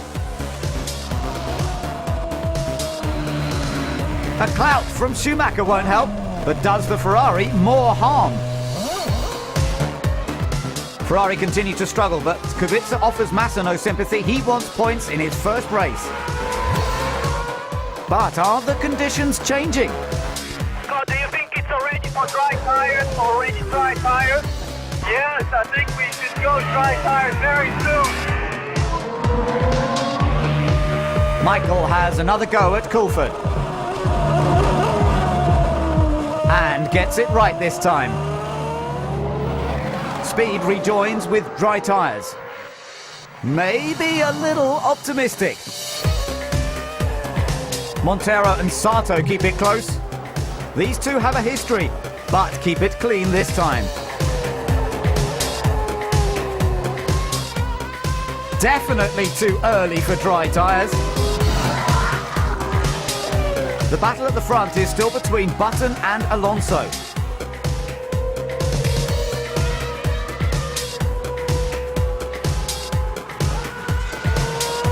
On the drying track, Michael is in his element.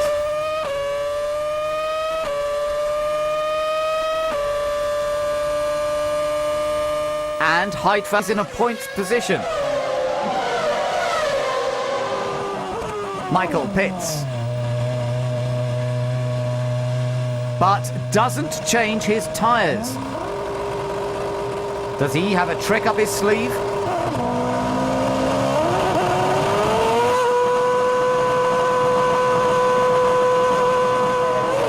Alonso makes his one and only pit stop. He does take on more tyres. Could this be a defining moment in the race?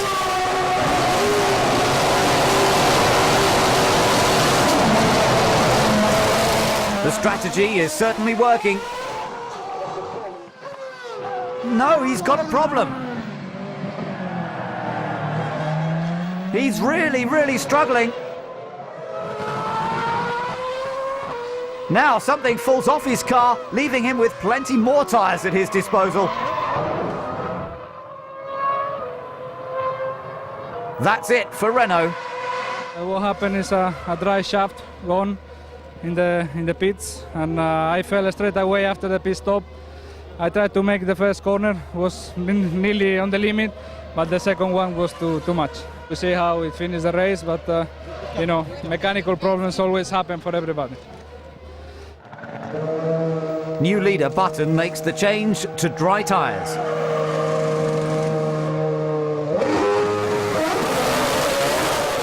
He exits the pits and is still in the lead.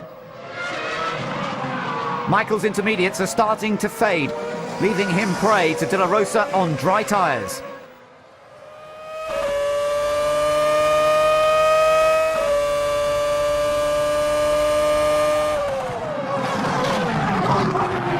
How long can Michael keep his position?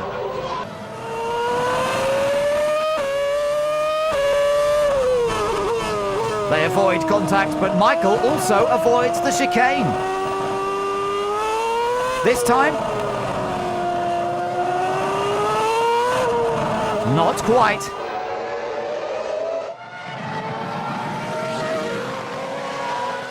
Still no contact. Still no chicane.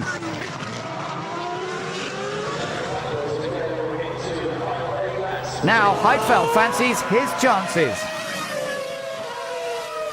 The track is nearly dry and a podium is in reach.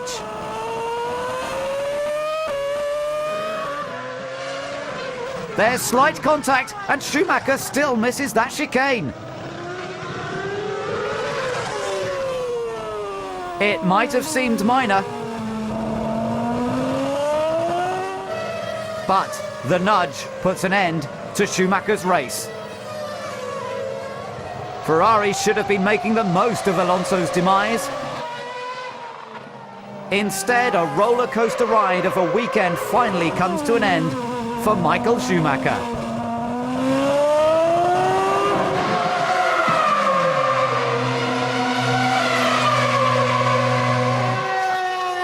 Keeping out of trouble reaps huge rewards for Jenson Button.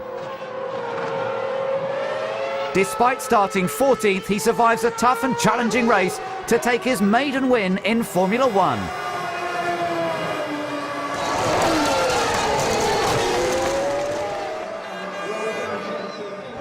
After 3 years with Honda, the hard work has finally paid off. It's an emotional moment for everyone.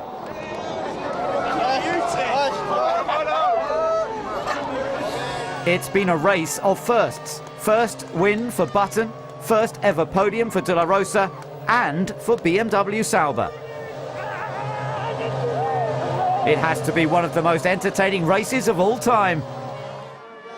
And the man to take the prize is Britain's Jenson Button. Massa and Michael benefit from Kubica. The pole was disqualified for a technical infringement. DC was lucky to finish 5th considering the number of cars that hit him, but there's no birthday celebrations for Liuzzi. It's the first time Alonso hasn't scored since Hungary 2005, and now Michael is only 10 points behind, with Massa a strong 3rd. Only 7 points separate Renault and Ferrari. Williams have gone 8 races without scoring. Midland and Super Aguri are yet to get off the blocks.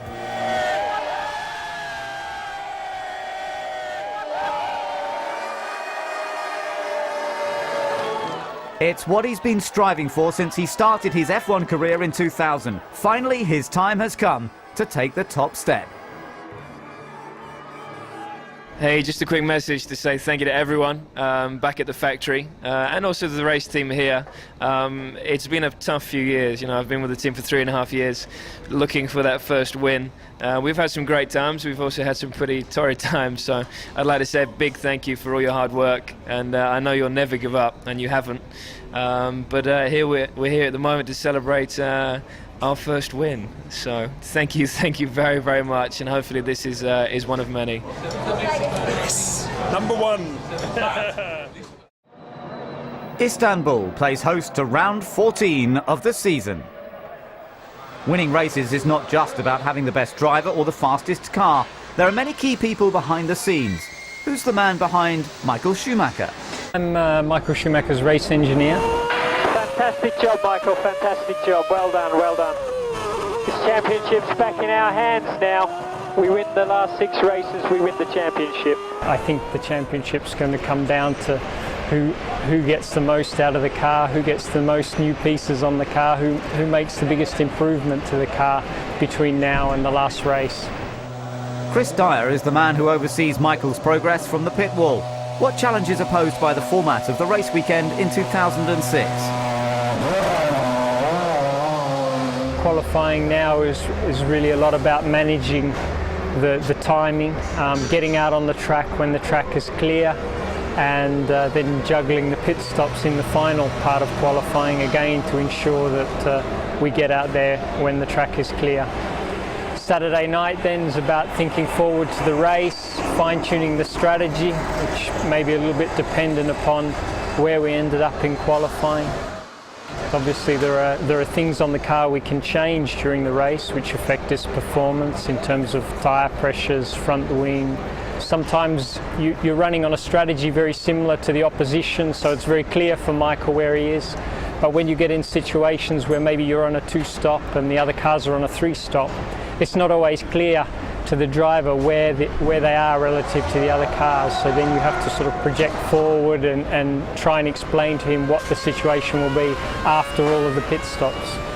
And if you think back this year to the situation in Imola, where we sort of clearly were struggling with the speed of the car, we had Alonso behind us very quickly, and we managed to play some games at the last pit stop, get out in front of him and win the race. And you know, that's a really pleasing result.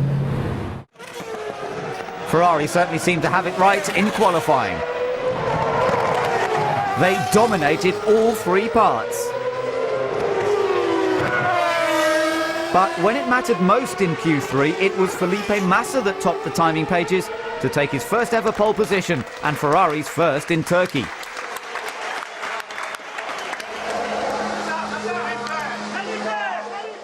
A fantastic moment for me. The first pole is always much more important than the others, because you know, when you get the first time you're really much more happy, and it's just a surprise. So I'm really happy, and team is doing a great job, and I will never forget this moment. It was really fantastic for me. They're all set for the second Turkish Grand Prix. And it's Renault chasing Ferrari. They protect their line, squeezing out Alonso, while Fisichella spins to avoid Fernando. Now it's anyone's game. Ralph hits his teammate, loses his front wing. Raikkonen takes a hit from behind. There'll be plenty of pit action. Nose ready. Fizzy, please get nose ready. Fisichella braked to avoid Alonso, but hit Heidfeld. Raikkonen took a side swipe from a spinning speed, and everyone else got caught out.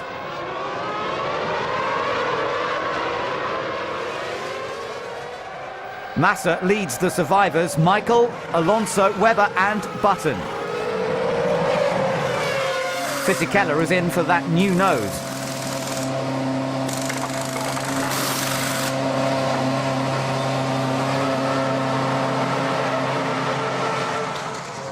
Innocent victim Nick Heidfeld is also in for remedial action.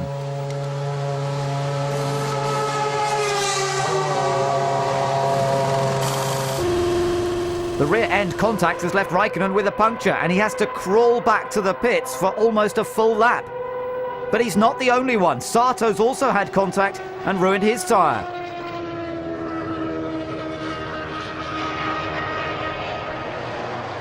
Ron Dennis is desperate to investigate. Kimi crawls in. Yes, it's definitely punctured.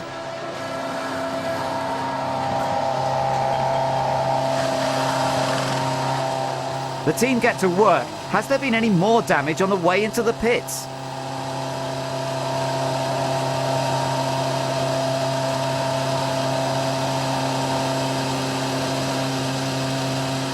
The McLaren's bodywork is not looking too good.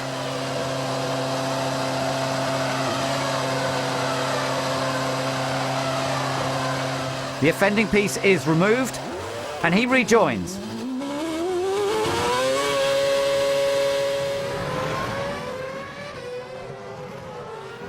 But Kimi goes into turn 4 with no rear end grip.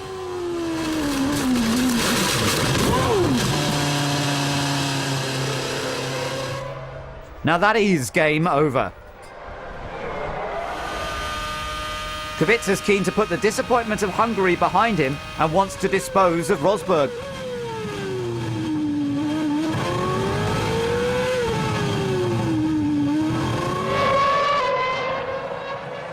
But a locking rear wheel sends Liuzzi into a spin. His engine stalls and the safety car will come out. This could change the nature of the race. The leader Massa pits first, and Michael is forced to wait his turn.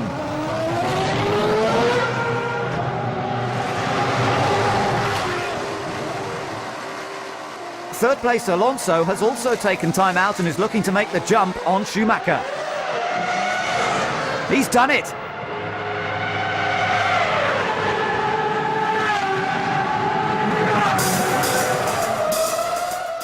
Fisichella wants to make up time, and it's Kubica holding him back.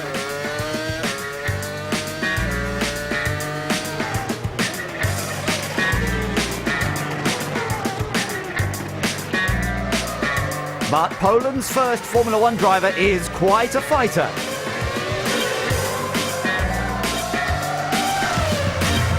He's giving Fisichella plenty of aggro.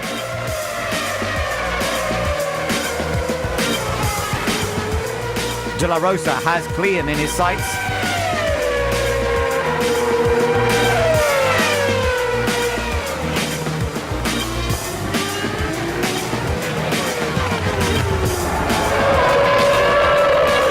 Yamamoto still can't get the car to the finish line. Rubens, use overtake. It is more power, not just revs, it is more power. Use overtake. His instructions are clear. Get past Webber.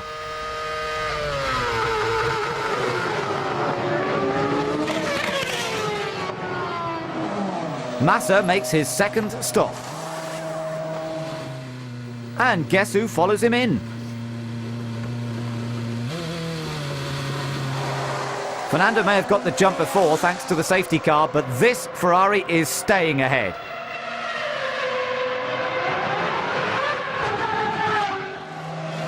Michael has struggled with his second set of tyres. Can a new lot help him catch the Renault?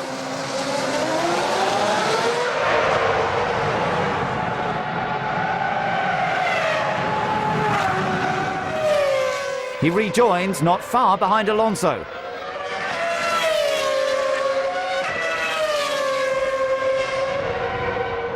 And starts reeling him in. It's not long before Michael is looming large in Fernando's mirrors.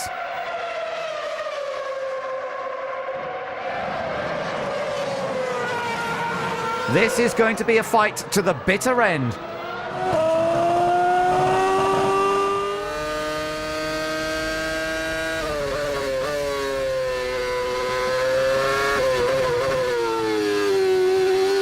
Michael closes in the corners, but Fernando protects his position.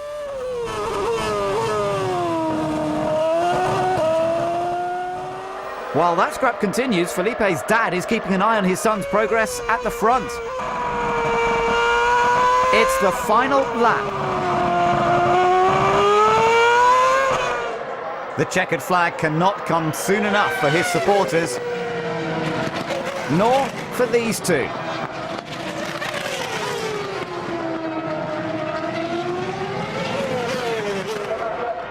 Massa gets the job done.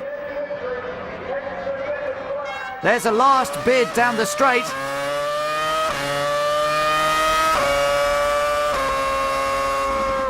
The gap is just 0.081 seconds. An amazing battle, but the day belongs to one man. Thank you, guys. Thank you. Sorry for Michael, but thank you. It's a very special day for me. Thank you. The last Brazilian to win a Grand Prix was also in a Ferrari. Now on his 67th attempt, it's Felipe Massa who wins his first Formula One race.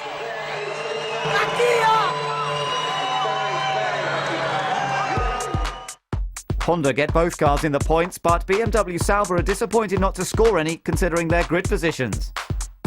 Two new winners in just as many races. So how does it feel? It's just special. I mean, really fantastic moment for me. The race was fantastic, and when I crossed the checkered flag, I just saw that I win. I mean, I'm here, I win the first race, and it's just amazing. It's a day he'll treasure for the rest of his life.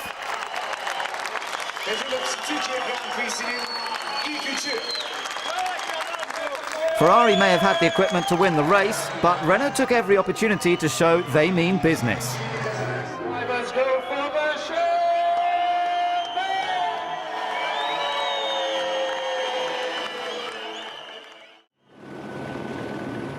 The Italian Grand Prix brought more controversy. Fernando Alonso had his 3 fastest times taken away for allegedly impeding Felipe Massa during his final run in Q3.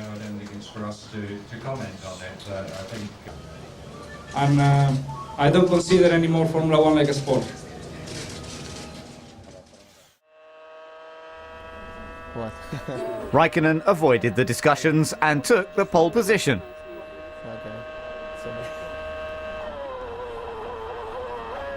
So first corner is going well. Okay, valid enough.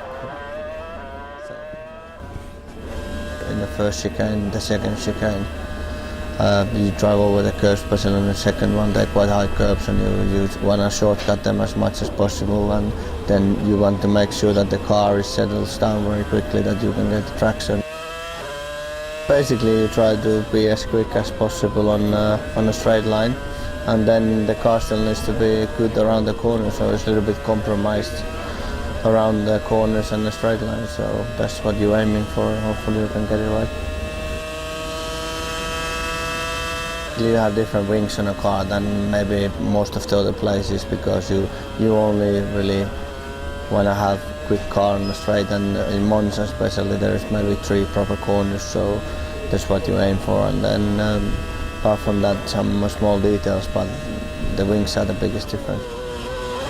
The last part of the lap was a bit messy. I lost a little bit of time, but I think so in the end it was quick enough for pole position, so that's a good thing. So it's very nice circuit. I like it a lot. It's completely different, and it's more like an old style circuit, and it's very good. Hi, Skiri, and that was my pole position lap in Monza. Hopefully you like it. The predicted rain doesn't look like making an appearance for the Italian Grand Prix. Raikkonen's improved starting system does the job, while Alonso gets straight on the throttle and moves right around Barrichello. Turn 1 is always tricky. The quick starting Kubica's nearly caught out, but they all make it round with no disasters. Now the pole has his eye on his teammate's 3rd position. Kimi leads Michael, Kubica, Heidfeld, Massa and Button, but things are hotting up between Alonso and Pedro de la Rosa.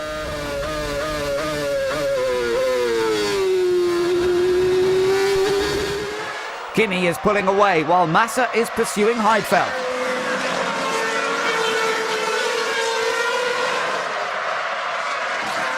The Ferrari does it. So does Button. Now Alonso fancies his chances. Heidfeld comes back at him.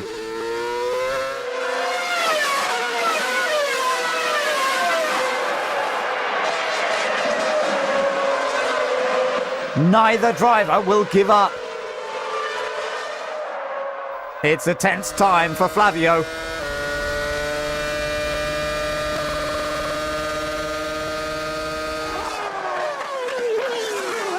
Alonso does it eventually, but not without a very near miss.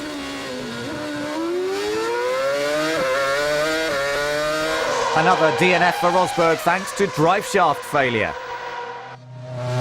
No failures at the front. Kimi's pitted now. Michael's in for his stop, leaving Kubica to lead the race for the first time.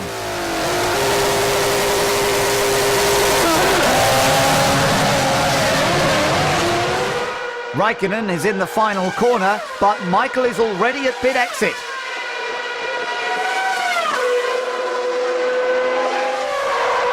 McLaren's luck takes a nosedive. Now that De La Rosa retires with an engine failure. Heidfeld's had a drive-through penalty. Now he's battling a Renault again. This time it's Fisichella's 7th place under attack. It's not been a great weekend for Renault.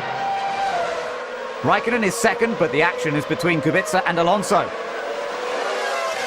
And it's a battle that goes to the pits.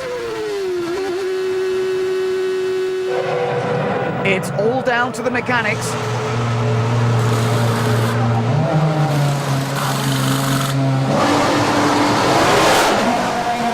Alonso's out. So is Kubica. They're side by side in the pit lane. And Alonso edges ahead with Kubica and Massa behind. Can he catch Raikkonen?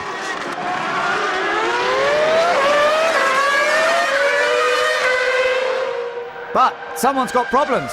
Massa has to brake suddenly. It's Alonso. Unbelievable! His engine fails him.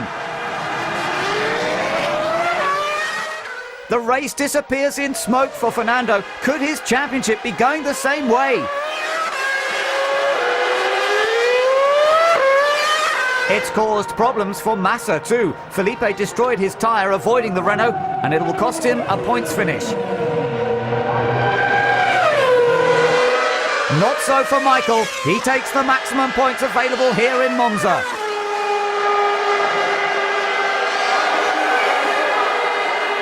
Ferrari now take the lead of the Constructors' Championship, and Michael is only 2 points behind Fernando.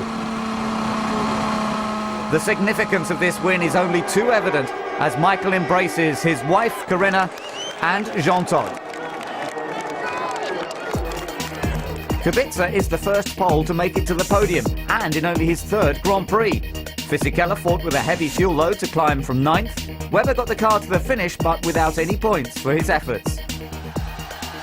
It's been a very emotional weekend for Ferrari, but winning in front of the Tifosi means so much. The Italian Grand Prix has kept the fans thoroughly entertained.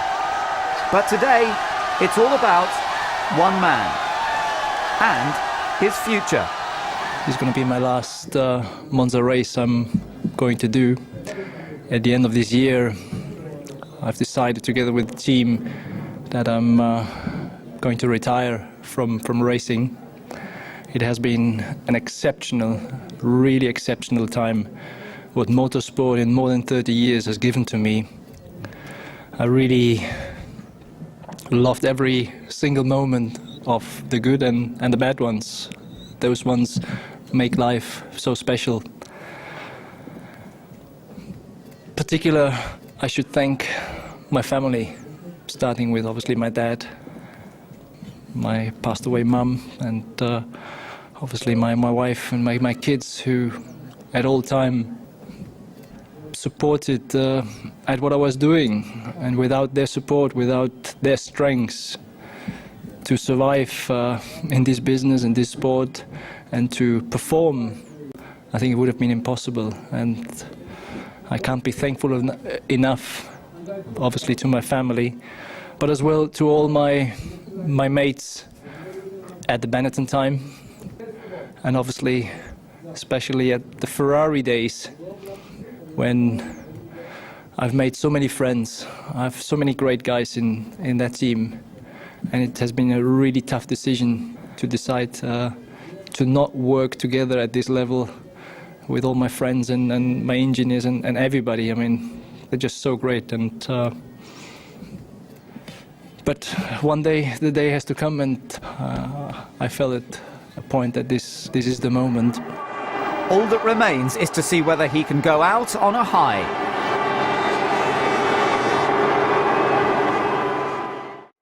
The first of the final 3 flyaways is a rather damp weekend in China. There are a few changes in Shanghai. Robert Doornbos replaces Christian Klein at Red Bull for the rest of the season, and Midland have new livery following their takeover by Spiker in September. Having announced their engine deal with Ferrari in 2007, their day took a turn for the worse. Montero's car ground to a halt with a mechanical problem during the wet qualifying session, bringing out the red flag. The waterlogged conditions made it very tricky to negotiate the track. It's really treacherous out there right now. We're hydroplaning in a couple areas, so we just need to wait until the very end. Too late.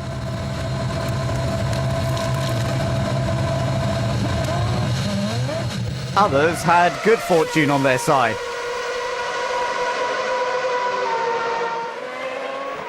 The Michelin tyres appeared to have the edge in the wet.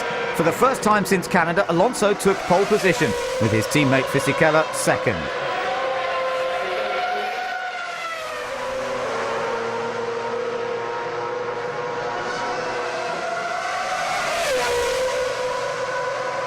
Will Renault's luck overspill into Sunday?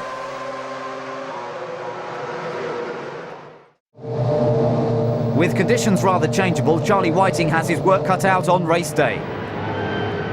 There are 56 laps of action to come around this Shanghai circuit.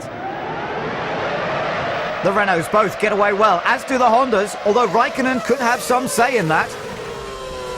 He disposes of Button, Barrichello, and takes his chances with Fisichella. A small slide gives Jensen a helping hand.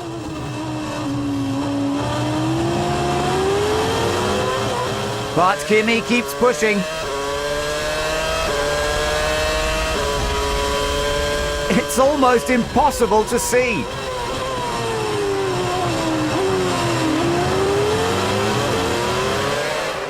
The two Renaults lead, but Kimi won't leave Button alone. Through the spray, he finally does it.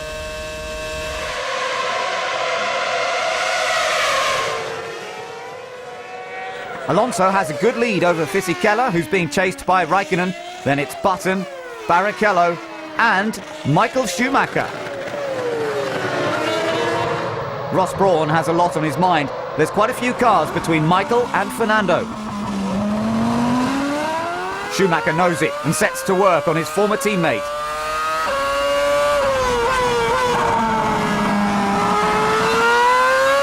Raikkonen is having a cracking race, and Fisichella has no answer. Michael now gets past Button and makes it look easy.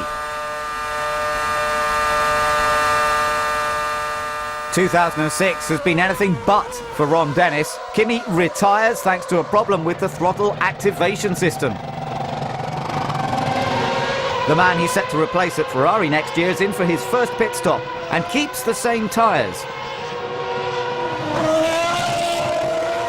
But when Alonso comes in, he changes his severely worn front tyres.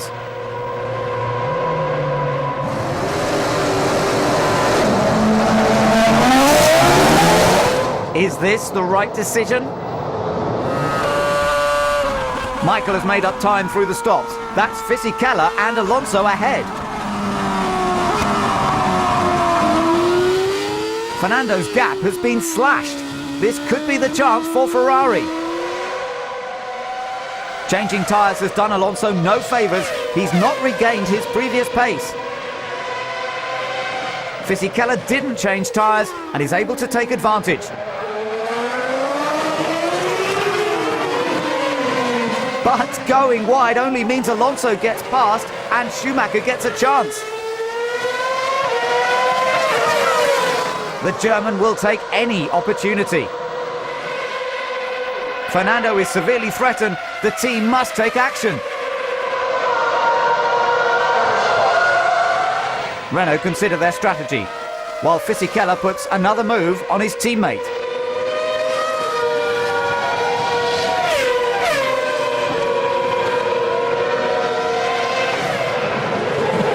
This is really playing into Ferrari's hands. All Schumacher needs to do is wait.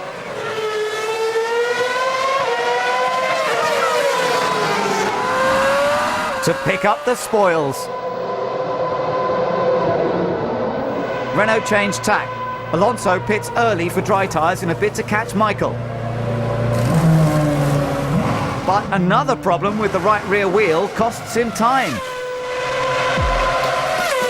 Just like Hungary.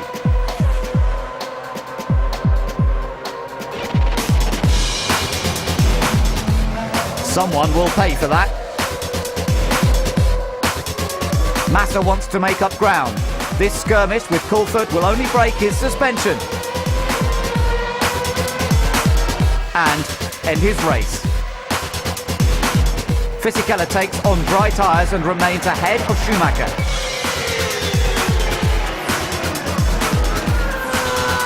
But with cold tyres on the slippery track, he's easy prey for Schumacher. Now Fernando's found his form, he's chasing Fisichella.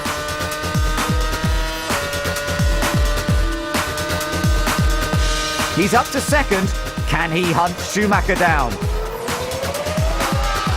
Button's on a mission, and it's his teammate he's after. A little error nearly has big consequences. He gets back in the hunt.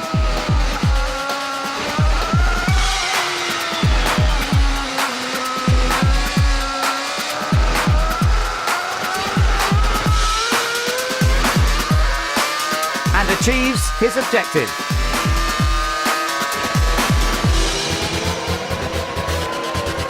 This man usually gets what he wants.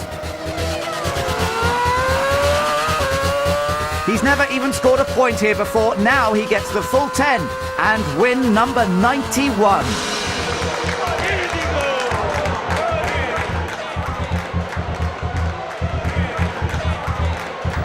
Sato needs to watch his mirrors. Button and Heidfeld are orchestrating a final lap dash for fourth. But Barrichello comes from nowhere.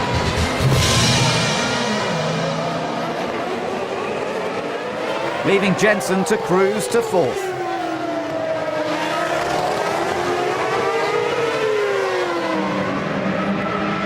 And De La Rosa, fifth. He might be retiring, but he plans to go out in style. Button finishes where he started, and Barrichello gets some points for the team. Yamamoto gets his first F1 finish, albeit 17th and last.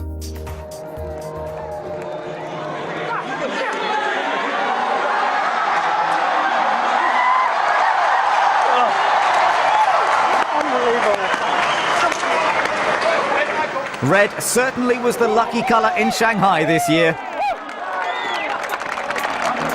Fisichella's podium ensures he leaps ahead of Massa, but the real talk is about Alonso and Schumacher, tied on points with 2 races to go. 6 wins for Alonso, 7 wins for Schumacher. Renault lead Ferrari by 1 solitary point. This title will go right down to the wire.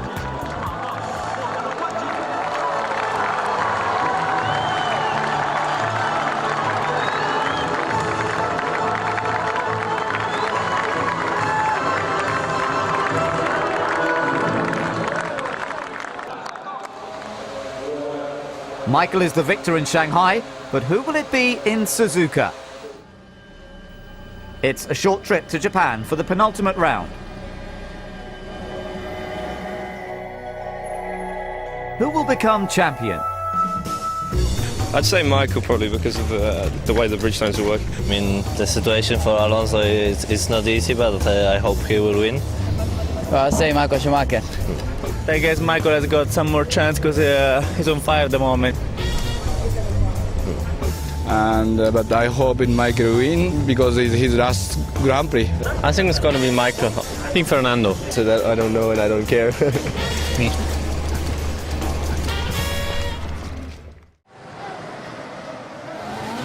Massa keeps his lead, but Alonso struggling with the Toyotas.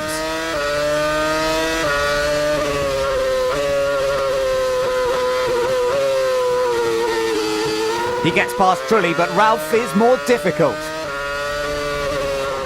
Massa leads Schumacher. Ralph provides breathing space from Alonso. While it's Japanese driver Sakon Yamamoto bringing up the rear. Michael wants to win this race and take a step closer to another championship. So he neatly disposes of his teammate. Alonso got ahead of Trulli. Now it's Ralph in his clutches. He started third, but he's powerless to Fernando's onslaught. He has to take every opportunity. A Ferrari 1-2 is not good for Renault.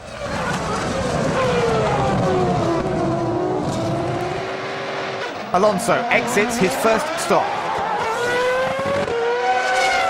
Massa can't do anything. The Renault's up to second. And is on the hunt for Michael. Christian Albers has a lucky escape. A horrific mechanical failure could have been much worse.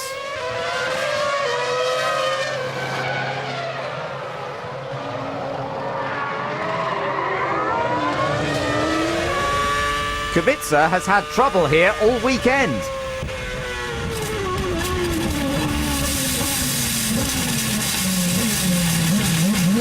He does well to get it back on track. Alonso's determined to keep his championship on track. He's closing on Michael.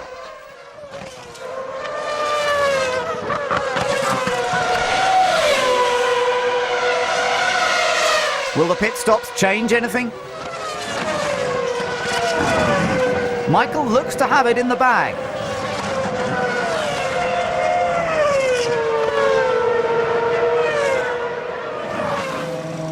Race leader Schumacher is in.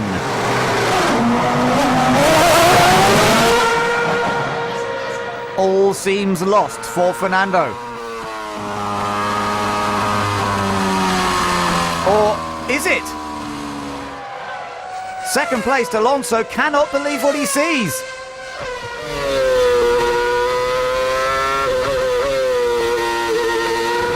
The Ferrari is trailing smoke from a dying engine.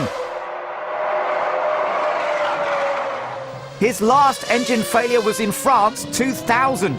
Just when both championships had been in his grasp, the situation has been turned upside down. Which means a rapid change in outlook for Renault.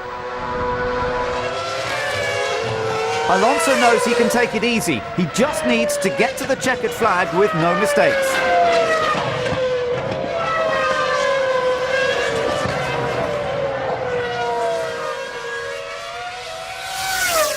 He's had bad luck himself, and he won't be taking any chances. There's another championship within his reach. And Fernando knows it. And he's ecstatic. At least he stopped dancing, but now he's taken up mime. Only the second non-finish for Michael. Massa survived an early slow puncture to take second and leaves Ferrari with a chance at the constructors. It just shows how quickly things can change in Formula One. I had so many problems in the last couple of races. I lost one tire in Hungary, I lost one engine in Monza, and you know, sometimes I need to recover these unlucky moments. And for sure, when I saw the problem of Michael. I was in that point leading the race, and I just didn't believe what I was seeing, because also to see a mechanical problem from Ferrari car is not often that you see this problem. So it was second surprise, and the biggest surprise of the race for sure. Well done, Fernando Alonso. The 7 Renault team represents. This is it. It's round 18, the Brazilian Grand Prix, and it's the championship showdown between Ferrari and Renault. Schumacher versus Alonso. Fernando needs 1 point to seal the drivers, but if he fails the race, then it's a record-breaking 8th title for the German on the eve of his retirement. Does he feel any different? As usual, I want to do well. I mean, as I told you, I don't really feel very different. Especially when you're in the car, you're completely focused and concentrated. You don't think of anything else than ride the car on the limit, and that's what I'm enjoying. Cheers. When Q3 begins, Ferrari make it quite clear they mean business. The driver's title may be a long shot, but the constructors is anyone's game.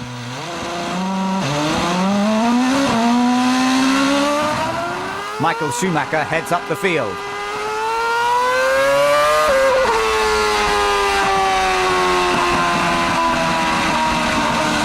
But that does not sound like a car ready to qualify. Schumacher's charge is halted before it's even begun with a fuel pressure problem.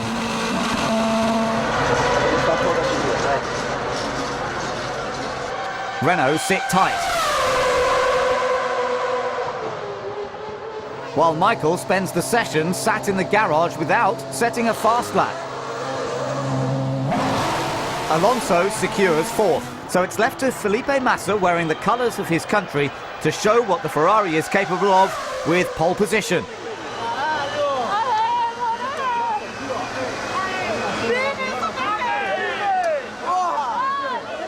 If I can achieve maybe a victory here, will be definitely a dream for me. We see what's going to happen is also in the championship. I mean, the drivers' championship in the moment is quite difficult for Michael, but it's not impossible. So we see if we can get that, and the construction, which is the most important for the moment, and it's still quite possible to achieve, and we're going to do everything we can to achieve that.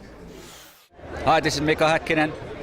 Welcome to Brazil. Obviously, it's the last race of the Grand Prix 2006. Enjoy.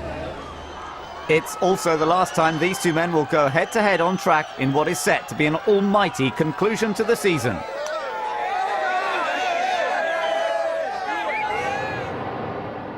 For the final time in 2006, the grid is ready to race. Michael has nothing to lose and uses every last bit of track. And curb. Heidfeld and Kubica are locked in combat with Ralph. Michael looks for space.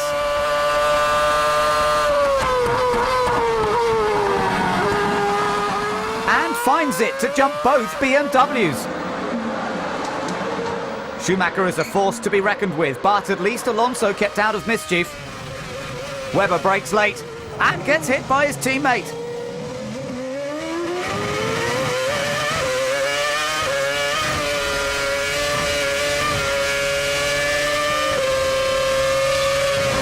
He won't survive that. Massa leads Raikkonen while Michael gets round his brother.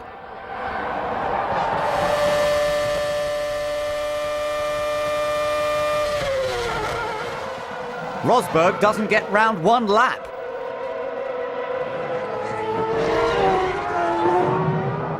For the second year in a row, neither Williams makes it to the finish in Brazil. There's lots of debris that will take time to clear. Once it is, Michael wastes no time chasing Fisichella. That was very close.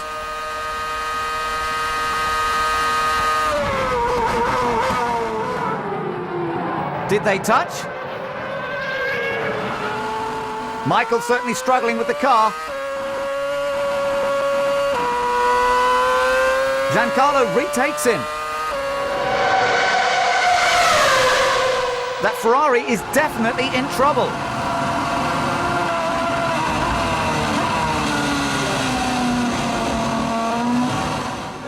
And that's why a puncture forces him to crawl back to the pits.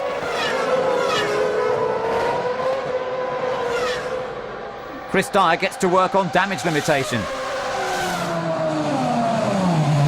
And the team replace the tyre and refuel him.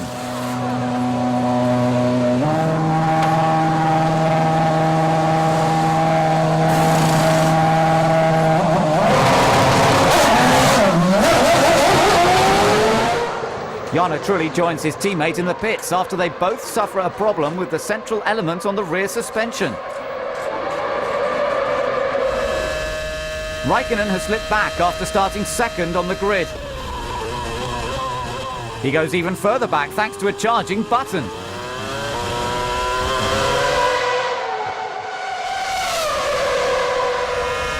Heidfeld gets in a tangle with Liuzzi.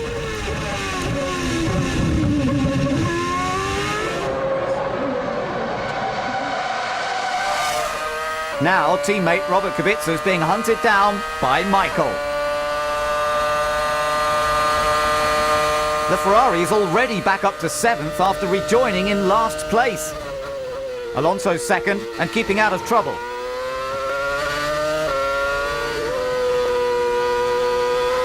But he's got Button chasing him through back markers.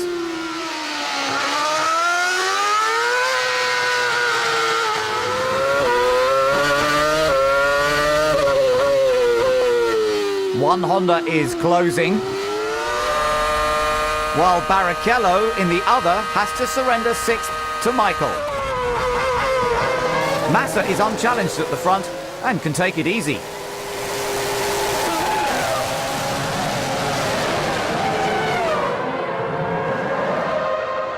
With Michael storming through the field, the constructors' title looks risky for Renault. Alonso's right to be cautious after some rotten pit stop luck.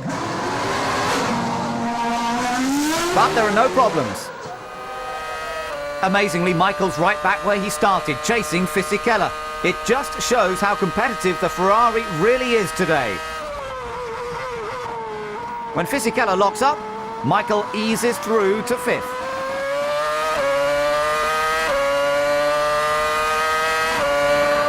It's been a messy race for Heidfeld after his run-in with Liuzzi. Now he exits the race in dramatic style. Michael's determination is clear. He will not give up.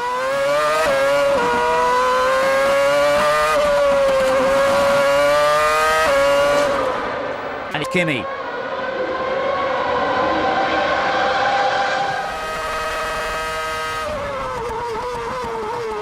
Raikkonen may be taking over at Ferrari next year, but this is the standard to beat.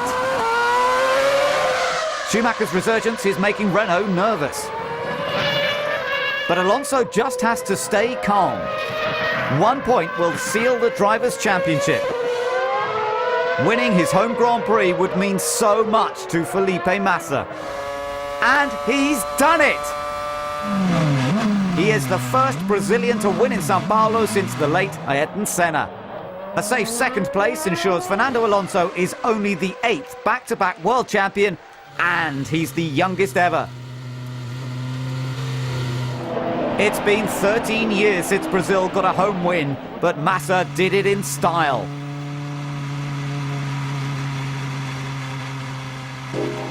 Button started 14th but made it to the podium. Michael was unlucky not to on his last attempt, and Kimi Raikkonen was disappointed to end his McLaren career 5th. Renault and Alonso call it a day with both championships in the bag. Thank you. Fantastic job. Fantastic. All season. All season. Thank you for all these years. It has been a pleasure for me to work with you. With this success, I wish you the best for the future.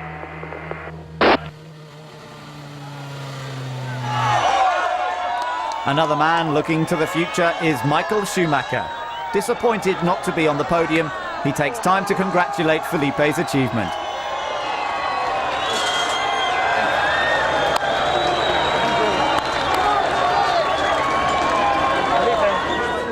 At least Fernando can move to McLaren next year with a smile on his face.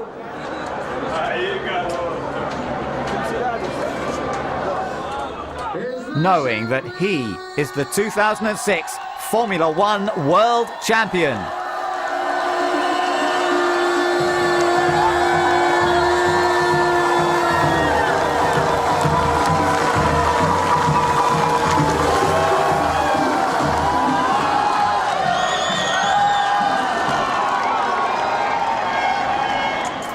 Michael ends his career 13 points behind, but his impact on the sport is indelible. Massa did well to beat Fisichella and Raikkonen. Nick Heidfeld put in a strong performance. Ralph beat his teammate, while De La Rosa did well in only 8 races. Rosberg hasn't scored since the Nürburgring. Klien didn't finish the season, and Liuzzi got the solitary point for Toro Rosso. 8 drivers failed to score this season. Only 5 points decided the constructors. McLaren were a long way back, Honda and BMW were consistent, while Williams didn't meet their target. Toro Rosso got 1 point, but Midland and Super Aguri will want more in 2007.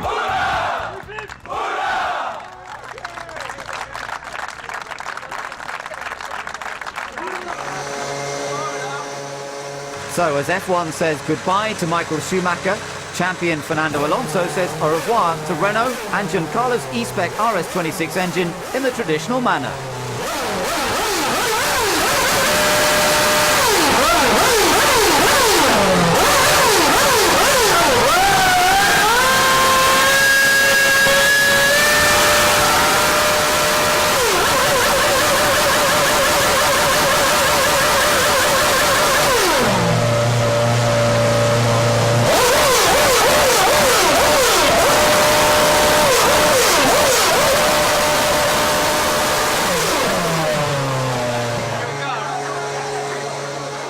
The 2006 world champion will be back to defend his title next year. But so will Renault.